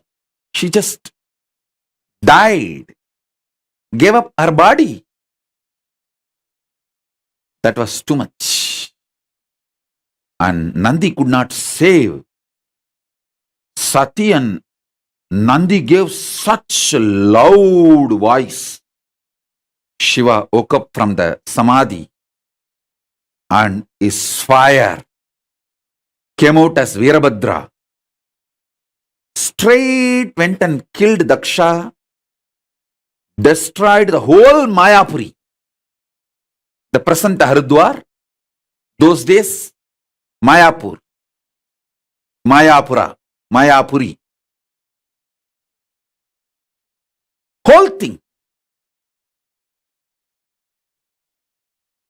When you leave Guru, when you keep yourself away from Guru, only in suicide the karma will end. Because it'll spiral down like a snowballing. One will lead to the other, one will lead to the other, one will lead to the other. Only in the suicide it will end. The moment she committed suicide, left the body, and Daksha was killed, the DNA disconnection has happened. Sati realized she is Paramashiva Shakti and reached Kailasa. Reached Paramashiva and started begging, what have I done? What have I done? What have I done?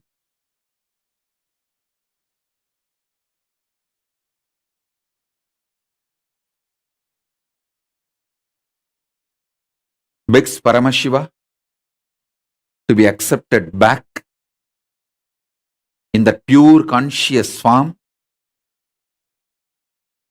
Naturally, in the pure conscious form, she is one with Paramashiva, beyond the body.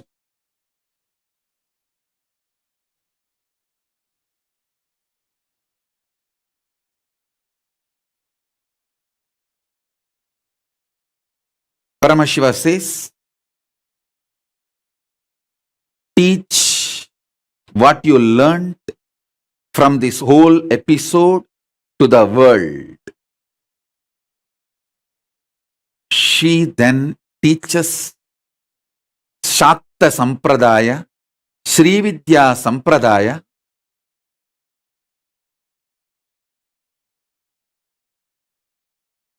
Navagrahas. When they want to destroy you, the first thing they will do is move you away from Guru. That's it. Stop you being in touch with Guru. That's all. Then your health is gone, wealth is gone, all decisions you make will end up only in suicide.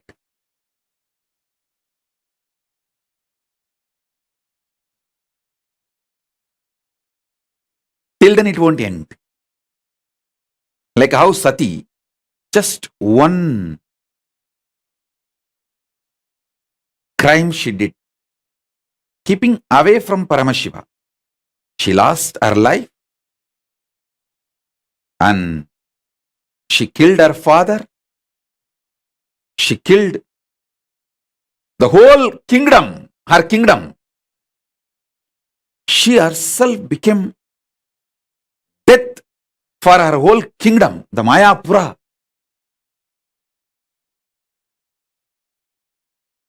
Because when Virabhadra came, he finished the whole thing off. Nothing was left.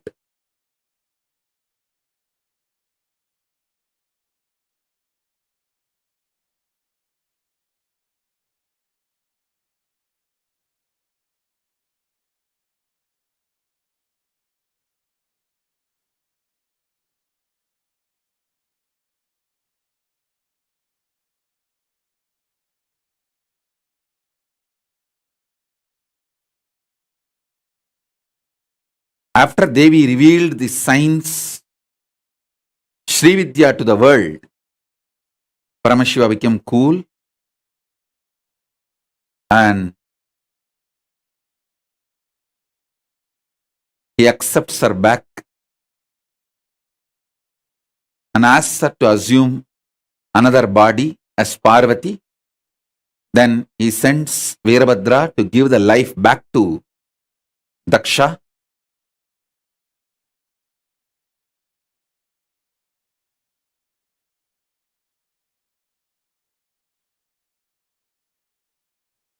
But by the time the Virabhadra's fire in that Homagni, Daksha's head was burnt, then Paramashiva himself comes to give life back to Daksha by fixing a goat head. Because the head was already burnt, it was not available.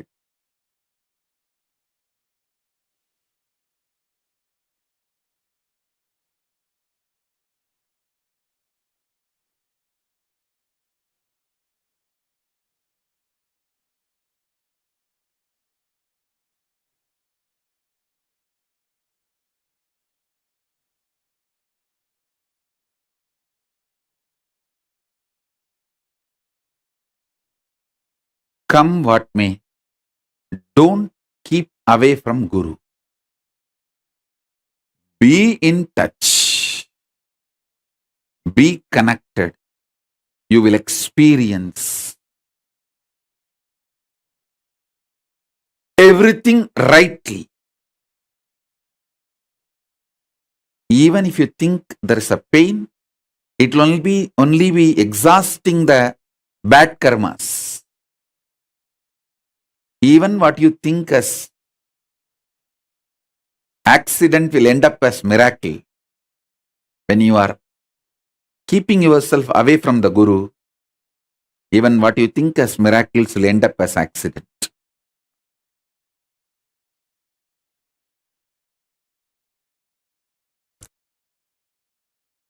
So, all of us know that Vishnu did tapas towards Paramashiva, and Paramashiva gave Sudarshana Chakra for Vishnu to protect this creation. And once Daksha, the Brahma's son, did tapas towards Vishnu and got the boon, Vishnu should protect him forever. Vishnu also gave the boon. And unfortunately, Daksha messed up with Paramashiva directly. In the issue of Sati, means his daughter, Daksha's daughter Sati, she wanted to be with Paramashiva, but Daksha had his own opinions and he is so highly opinionated due to his ego and arrogance, and he tried to fight with Paramashiva, and that stupid things were going on, and in his extreme attachment for his daughter, he started going against Paramashiva, but finally he went against his own daughter. That is the delusion and the blind spots When you create a delusion and delusion based anger and violence, it will not be directed only towards your enemy. It will be directed even towards the people whom you love, and finally it will direct itself towards you, and it's like a suicide. That is why the blind spot centric arrogance, the delusion based arrogance and violence is always not just murderous, it is suicidal. So this guy, Daksha, got into that mess. And again, I wanted to tell you all, based on this story which I am narrating, don't try to underestimate Daksha also. He is surely far higher than you. So these are the stories from the different plane. So remember that and learn only the truth.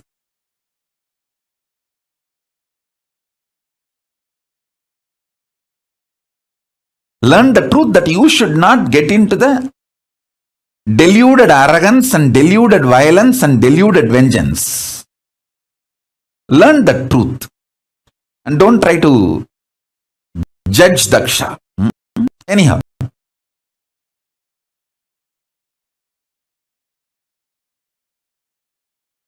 So this Daksha did a disrespecting Paramashiva without offering the offerings to Paramashiva. Sati came directly, Parashakti came directly to teach lesson to Daksha, but unfortunately Daksha not only did not listen. See, when your deluded arrogance and anger is directed towards Paramashiva, then naturally it destroys you. So this fellow, his extreme attachment to his daughter, he developed anger towards Paramashiva. Finally, that same anger, due to his delusion, he directed it towards his own daughter, for whom he developed anger towards Paramashiva. And then finally that anger destroyed him. He directed that same anger on Sati, and Sati just gave the body back, the body given by Daksha. She just threw it back, because Daksha prayed to Devi Parashakti and begged for Parashakti to come down as his daughter. But the fool has forgotten. He brought Parashakti herself as his daughter, and he became deluded. Anyhow, you all know the story that she gave up the body Daksha gave and showed her original form of Dasamahavidya, that she is Parashakti. And then Paramashiva manifested as Veerabhadra to come and teach a lesson to this Daksha's arrogance. Vishnu is caught because he gave a commitment to Daksha. He gave a word to Daksha that he will protect Daksha forever. He has to maintain his integrity. So, when Paramashiva came directly to finish the Daksha Yajna in the form of Veerabhadra and Daksha to teach lesson to the Daksha and Daksha's, to remove Daksha's arrogance, Vishnu can be done. One side, my integrity, my commitment to my disciples, my devotees, that I have given a word. I will protect him forever. Other side, Paramashiva. What to do? He decided, okay, let me try my best to keep my words. With all Paramashiva gave me. So he took the Sudarshana Chakra and said, Paramashiva, this is the greatest weapon you gave me to protect this creation. And I have given a word to this fellow, Daksha, that I have to protect him, because I gave a word, I will protect him forever. My maximum capacity to protect is Sudarshana Chakra. Now I am sending this towards you to protect my integrity, to keep my integrity. So he sends the chakra towards Paramashiva. Simply one of that Brahma Kapala, which Paramashiva was wearing, that Kapala just swallowed that Sudarshana Chakra.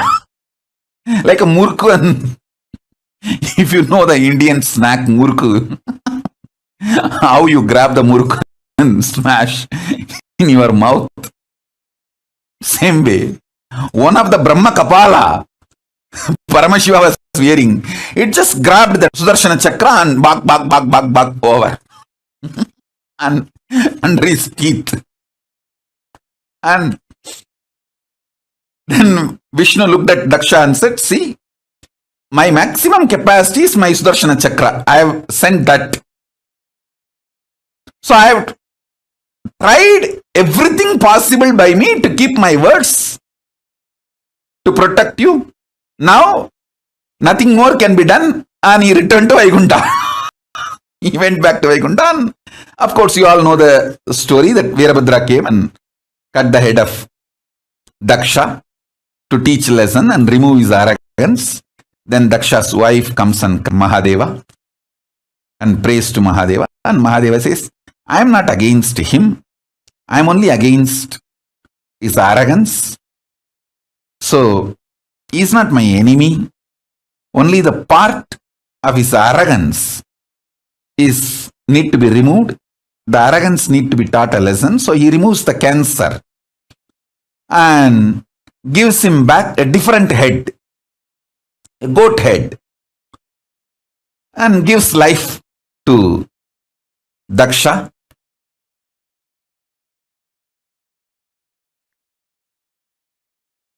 This story has a very deep significance. Woman's Muladhara Chakra, man's Sahasrara Chakra. This too is the source for a child to manifest.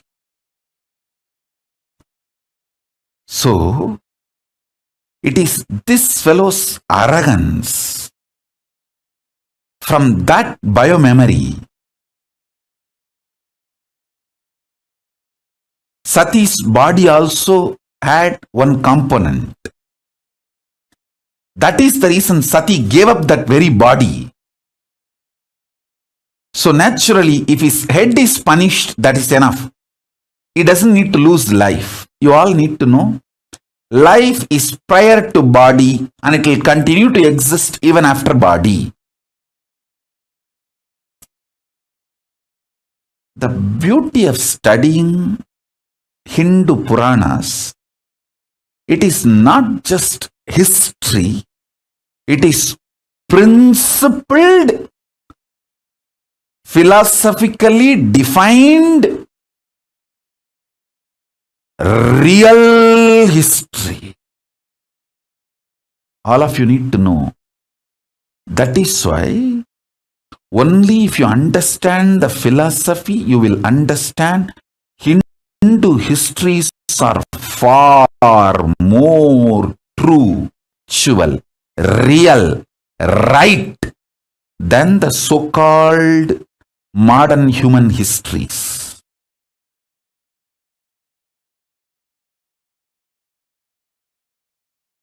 So-called modern human histories.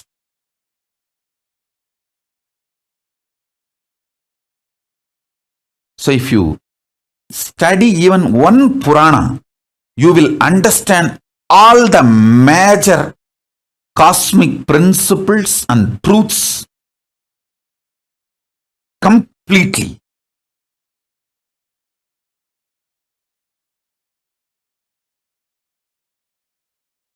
It's a very powerful revelation, very powerful truth.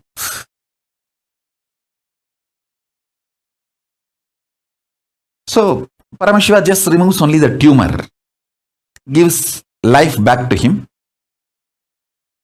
with a goat head, and the story goes. All this is okay. But in this whole drama, Vishnu lost chakra. He's now protect the world.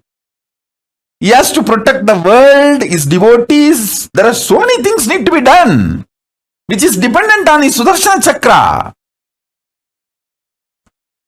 Then he prays to Paramashiva, starts meditating again, doing tapas.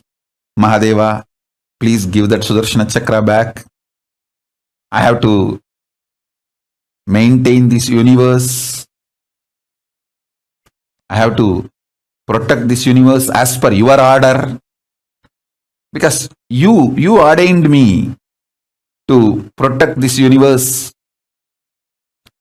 In this, I got into the mess by giving a commitment to Daksha. I never imagined this fool will go against you and create a mess for me also. It is extremely stupid. So Kalabhairava appears and asks Vishnu, come on, tell me, what do you want? Vishnu says, give me that Sudarshana chakra back.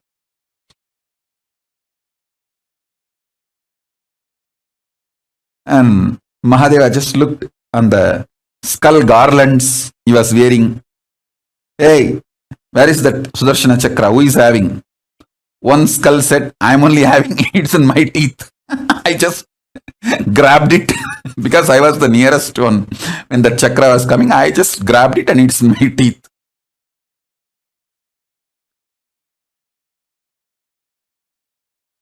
And Mahadeva says, hey, give it back to him. That Brahmakapala said, Mahadeva, I am ready to give now because I always obey your order. Immediately I'll give it back. But I want him to do completion. How dare he sends his Sudarshana chakra towards you? Let him reenact how he did it. Then I'll give it back.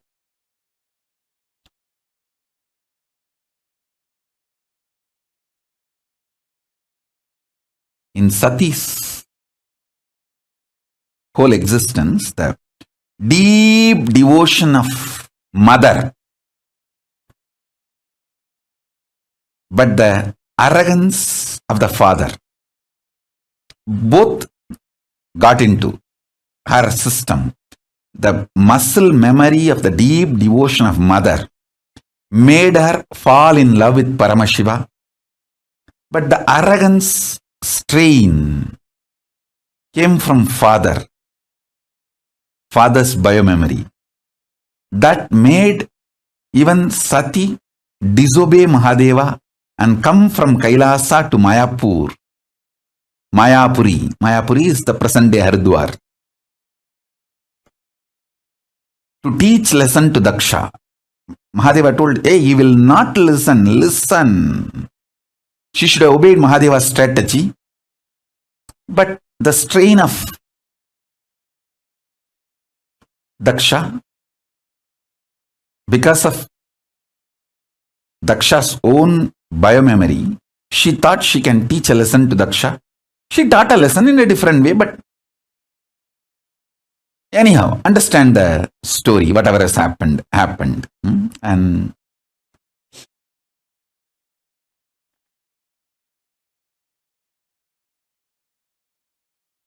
listen carefully.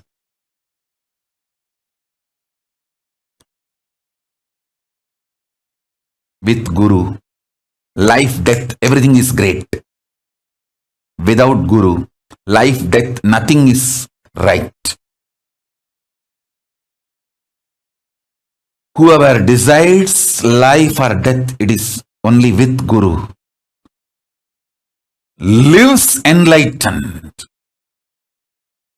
and leaves to the vertical zone to be immortal forever. There is no death.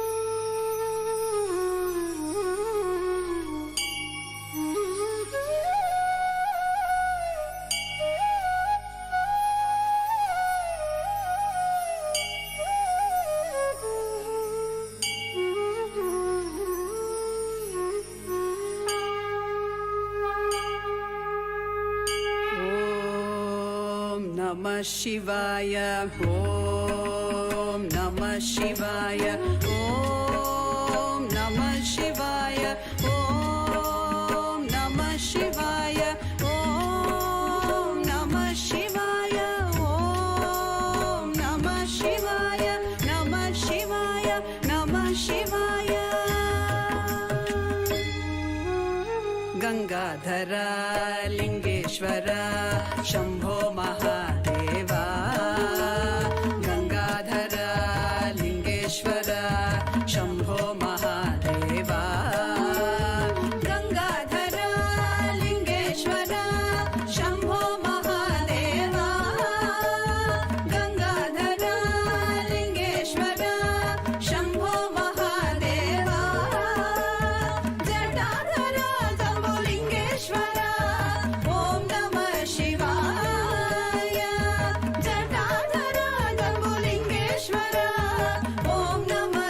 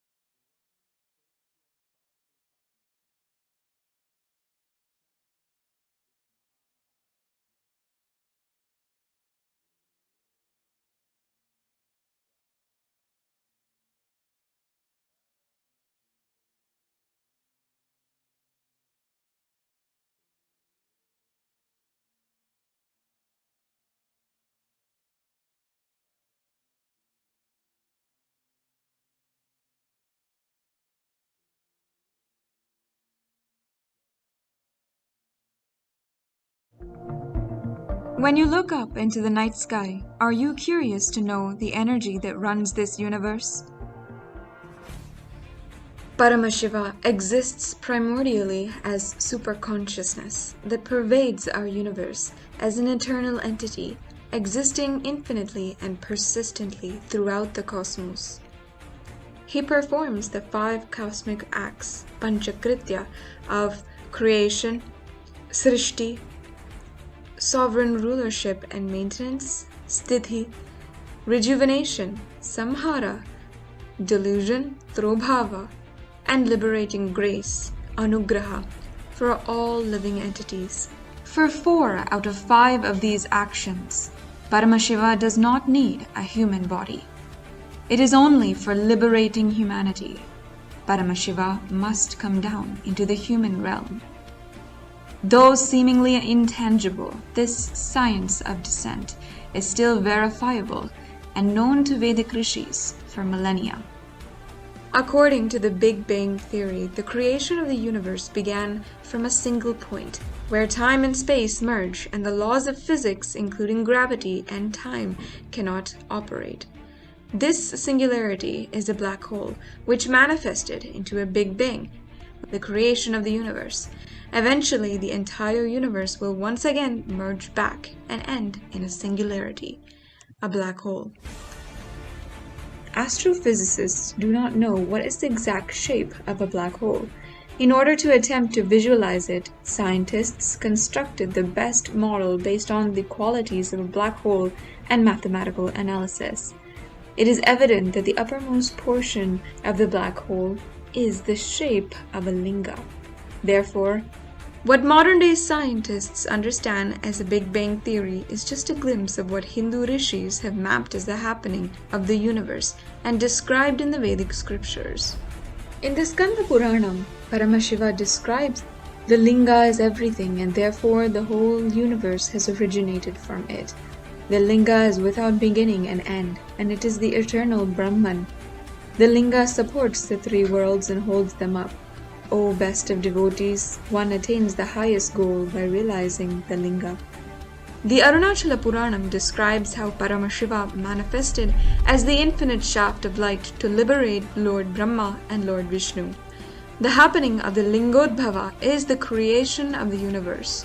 From the pure formlessness, the Nishkala Swarupa space, Paramashiva manifested and continues to manifest everything that exists.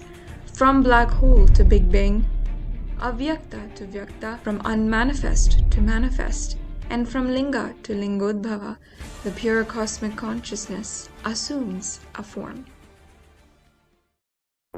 Ityevam nishkalam proktam param bhavamiti smritam srishtistam lokarakshartam lokasyotpati karanam sadhakanam hitartam tu svechaya grihnate tanuhu. In this way, Shiva, who is Nishkala, without any body parts, who is the ultimate supreme being, who is established in creation, who is the cause of the creation of the universe, assumes a body out of his free will for the protection of the universe and for the welfare of the spiritual seekers and devotees. On the 3rd of January in 1978, as an answer to the prayer of millions in the modern day, Paramashiva himself descended into the human form as the most perfect incarnation, the form of the Supreme Pontiff of Hinduism, Bhagavan Nithyananda Paramashivam. This grand descent was the most auspicious happening of the millennia. But how do we know that the ageless soul who landed is indeed Paramashiva himself? The answer to this question lies once again in the records held by the starry night sky. In the constellation Akila, at approximately 12:50 a.m., on the 3rd of January 1978, a supernova appeared. In the universe, 10 million light-years away from Earth, the thermonuclear explosion of a white dwarf star caused the brightest supernovas that happened after 1886. With a peak absolute magnitude of negative 19.5, this supernova was visible to the naked eye on planet Earth. Designated the name SN 1978A by astrophysicists, the supernova was visible in the night sky from the 3rd of January to January 7th. It took more than 9 months for SN 1978A to reach only its minimum brightness. It was visible for several more months after reaching its peak brightness, making it one of the longest lasting supernovas as well. The power of this explosion even reached Earth through cosmic radiation. It produced a shock wave of rocketing high-energy particles that traveled close to the speed of light. The impact of this supernova for us on planet Earth had a positive impact with effects that are expected to last for the foreseeable future. The supernova's cosmic radiation can increase resistance to disease and reduce the risk of cancer. It is also linked to positive changes in the Earth's climate, such as increased cloud formation and increased precipitation. Whenever Paramashiva traverses dimensions and lands on planet Earth, his happening is recorded with immense cosmic events. Supernova 1978A is thus nothing but a cosmic indicator, a truth-telling and verifiable message from existence of his own happening once again on Earth. From the beginning of the revival of KAILASA in 1978, the Supreme Pontiff of Hinduism has been a source of love, strength, and possibility for millions of people. As we live every day praying to absolve the collective negativity of humankind, the Supreme Pontiff of Hinduism is the only hope. We have come thus far as human beings on our own, from amoeba to fish, fish to tortoise, tortoise to monkey, and monkey to man, with physical breakthroughs. Now, with the advent of the Avatar, it is time for a superconscious breakthrough. The descent of the Avatar is a catalyst for an unfathomable amount of good change that is still yet to be perceived and may never be comprehended totally by mere human beings. It can only be witnessed with sheer and simple awe. So the next time you look up into the night sky, remember the cosmic energy that runs this universe has assumed the human form and is living among us. And you too can experience this energy for yourself.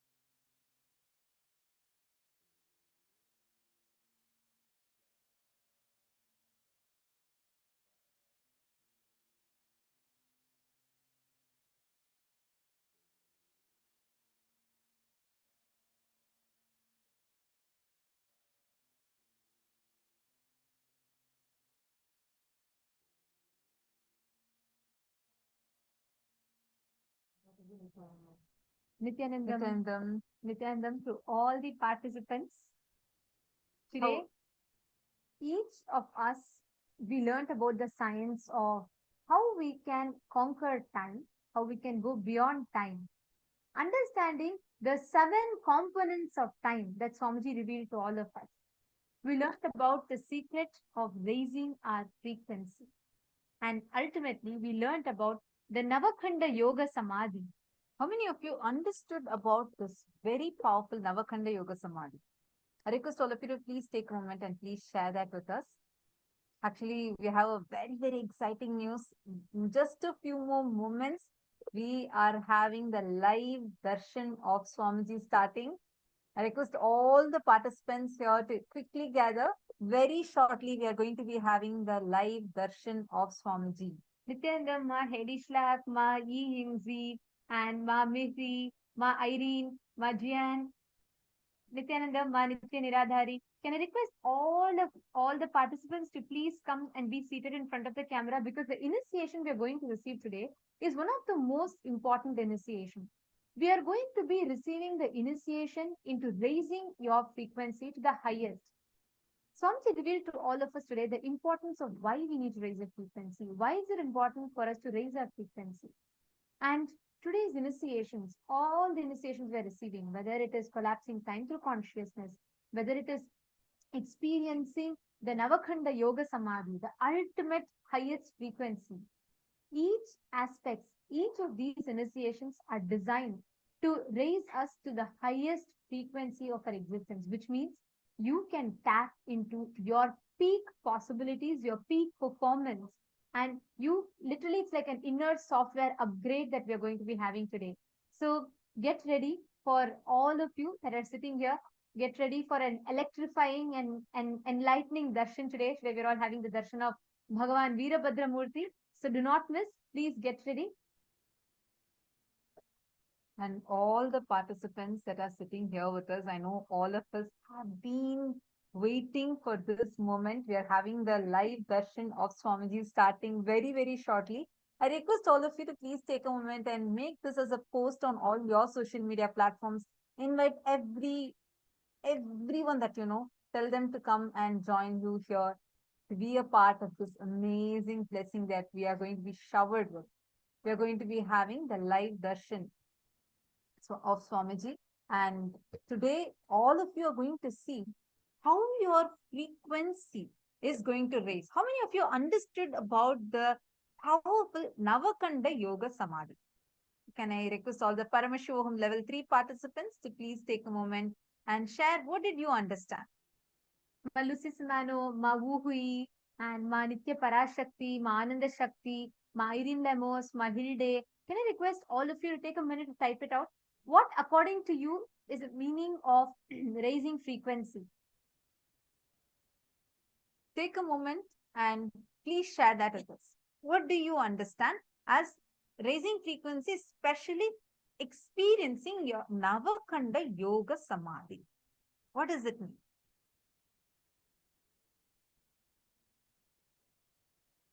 Ma Saroj Oplish, I do see your message that you posted about how you manifested the power. That's wonderful. Actually, today, anybody, whoever is looking to have a breakthrough in power manifestation, today they will tremendously help you in that, because Swamiji is going to be raising your Kundalini Shakti. See, all of us carry an innate bioenergy. Like you have a desire saying, I want to become an amazing teacher, or I really want to become a great businessman. I want to have a breakthrough in my career. I'm going to be rocking the world. Any desire you have even the energy to manifest that desire into reality. This we have understood. Even level 1, level 2, level 3, all the level participants would have definitely understood about the power where you can manifest what you want. But did you know that there is an innate, like inner potential bioenergy that you carry? It's there inside of you, inside your very body. Your being carries this energy. And this energy is so powerful Now let us say that Ma Ying decides saying, I want to become a great dancer. Just if Ma Ying uses this Kundalini Shakti, she can become a great dancer. Or let us say Ma Bilasha. Now you want to manifest a next breakthrough, you want to offer Palapuja to Swamiji. So you have this as an intention. Using this Kundalini Shakti, you'll be able to manifest that. Something, it's so powerful. Like just using this inner potential energy, you will be able to actually manifest what you want.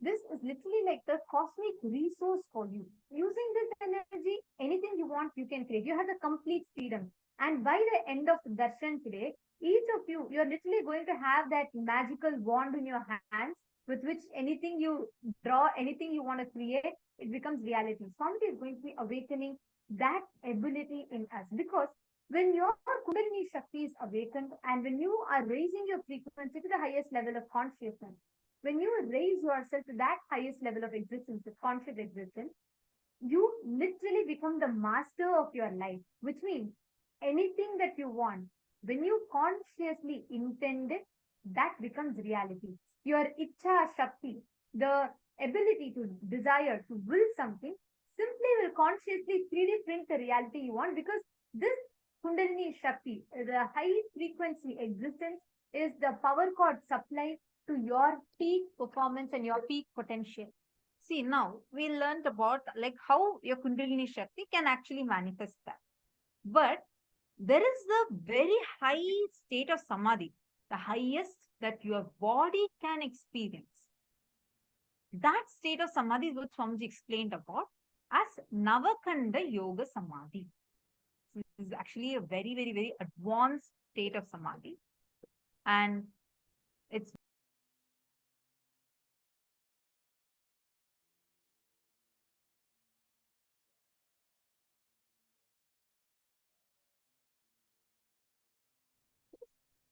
sorry for the technical glitch.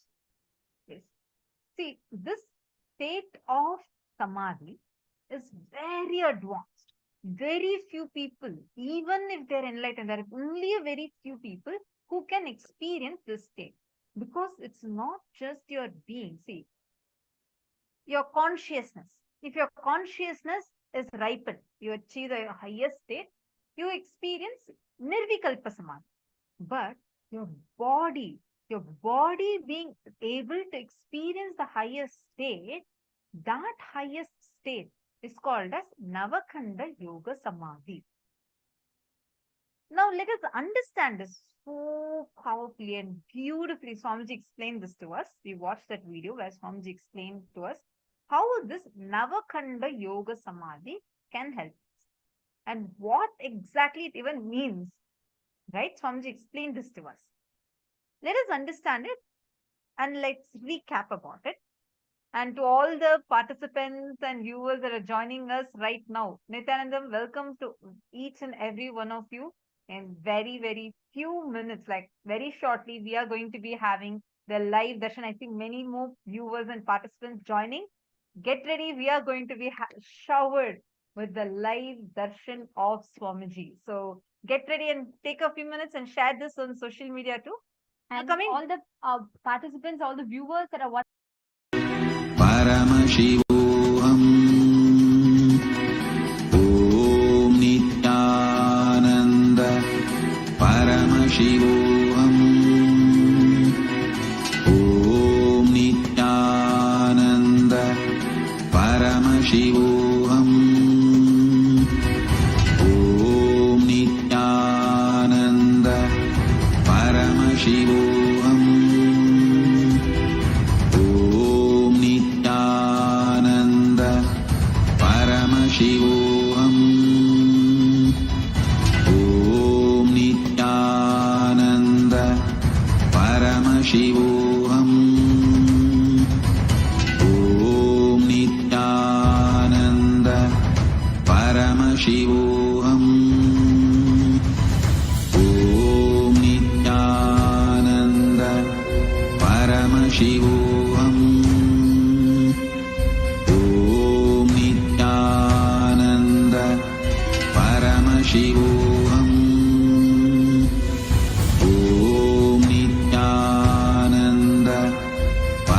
Paramashivoham.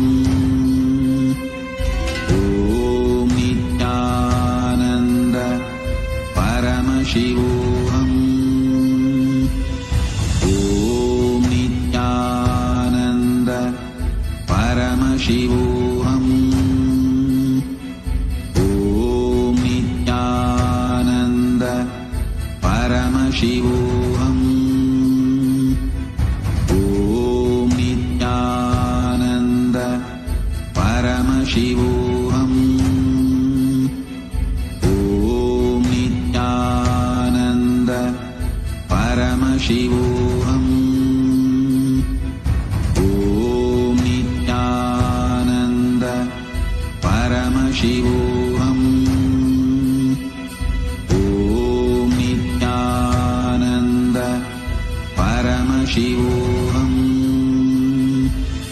Om Nithyananda Paramashivoham.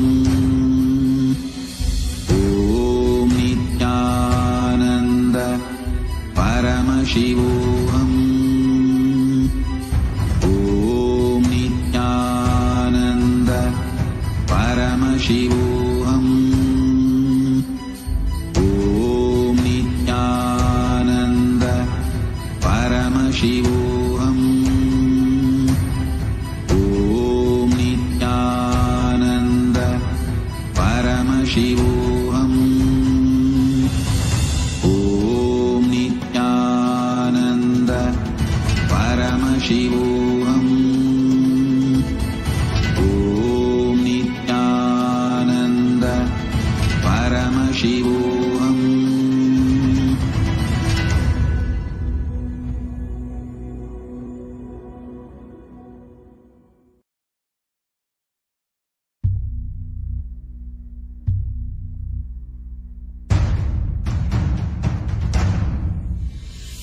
Sit as Paramashiva.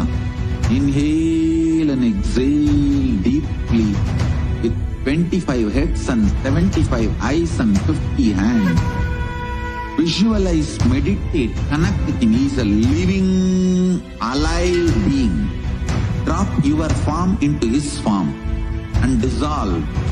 Remember, you are a Sarupya Mukta, means your form is dissolved into his form. All my disciples, now I am initiating Salokya Mukti, Samipya Mukti, Sarupya Mukti, Sayujya Mukti. Om Nithyananda Paramashivoham. Om Nithyananda Paramashivoham. Om Nithyananda Paramashivoham. Om Nithyananda Paramashivoham. Om Nithyananda Paramashivoham.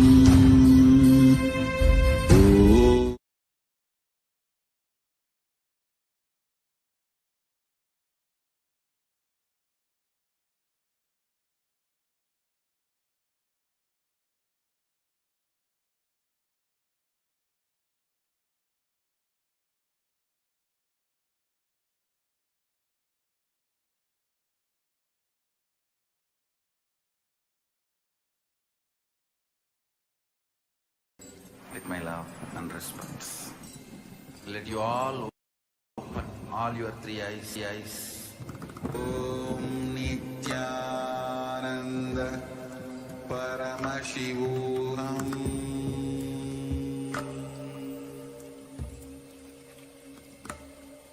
Om Nithyananda Paramashivoham.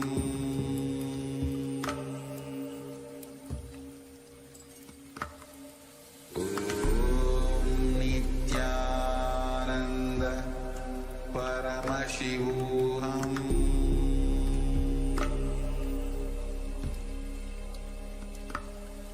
Om Nithyananda Paramashivoham.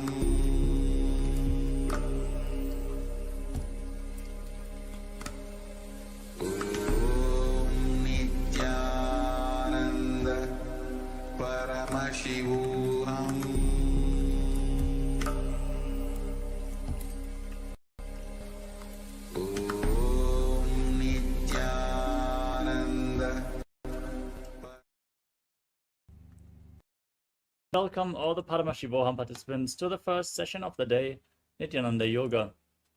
Let us now all settle down on our yoga mats in a cross-legged position with our head, neck and spine in a straight line.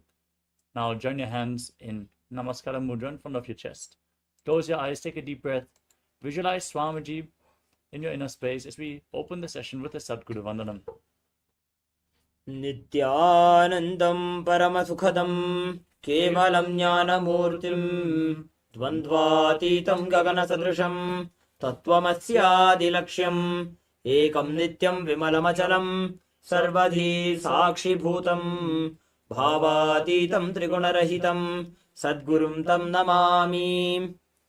Next, we are going to chant the Shiva Mula mantra, invoking Paramashiva's presence by chanting Om Ham Hum Shivaya Namaha 11 times. Please follow along internally.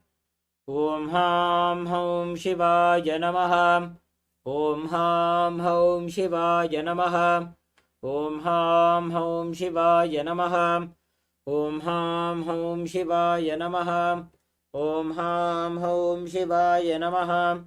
Om Ham Hum Shivaya Namaha. Om Ham Hum Shivaya Namaha. Om Ham Hum Shivaya Namaha.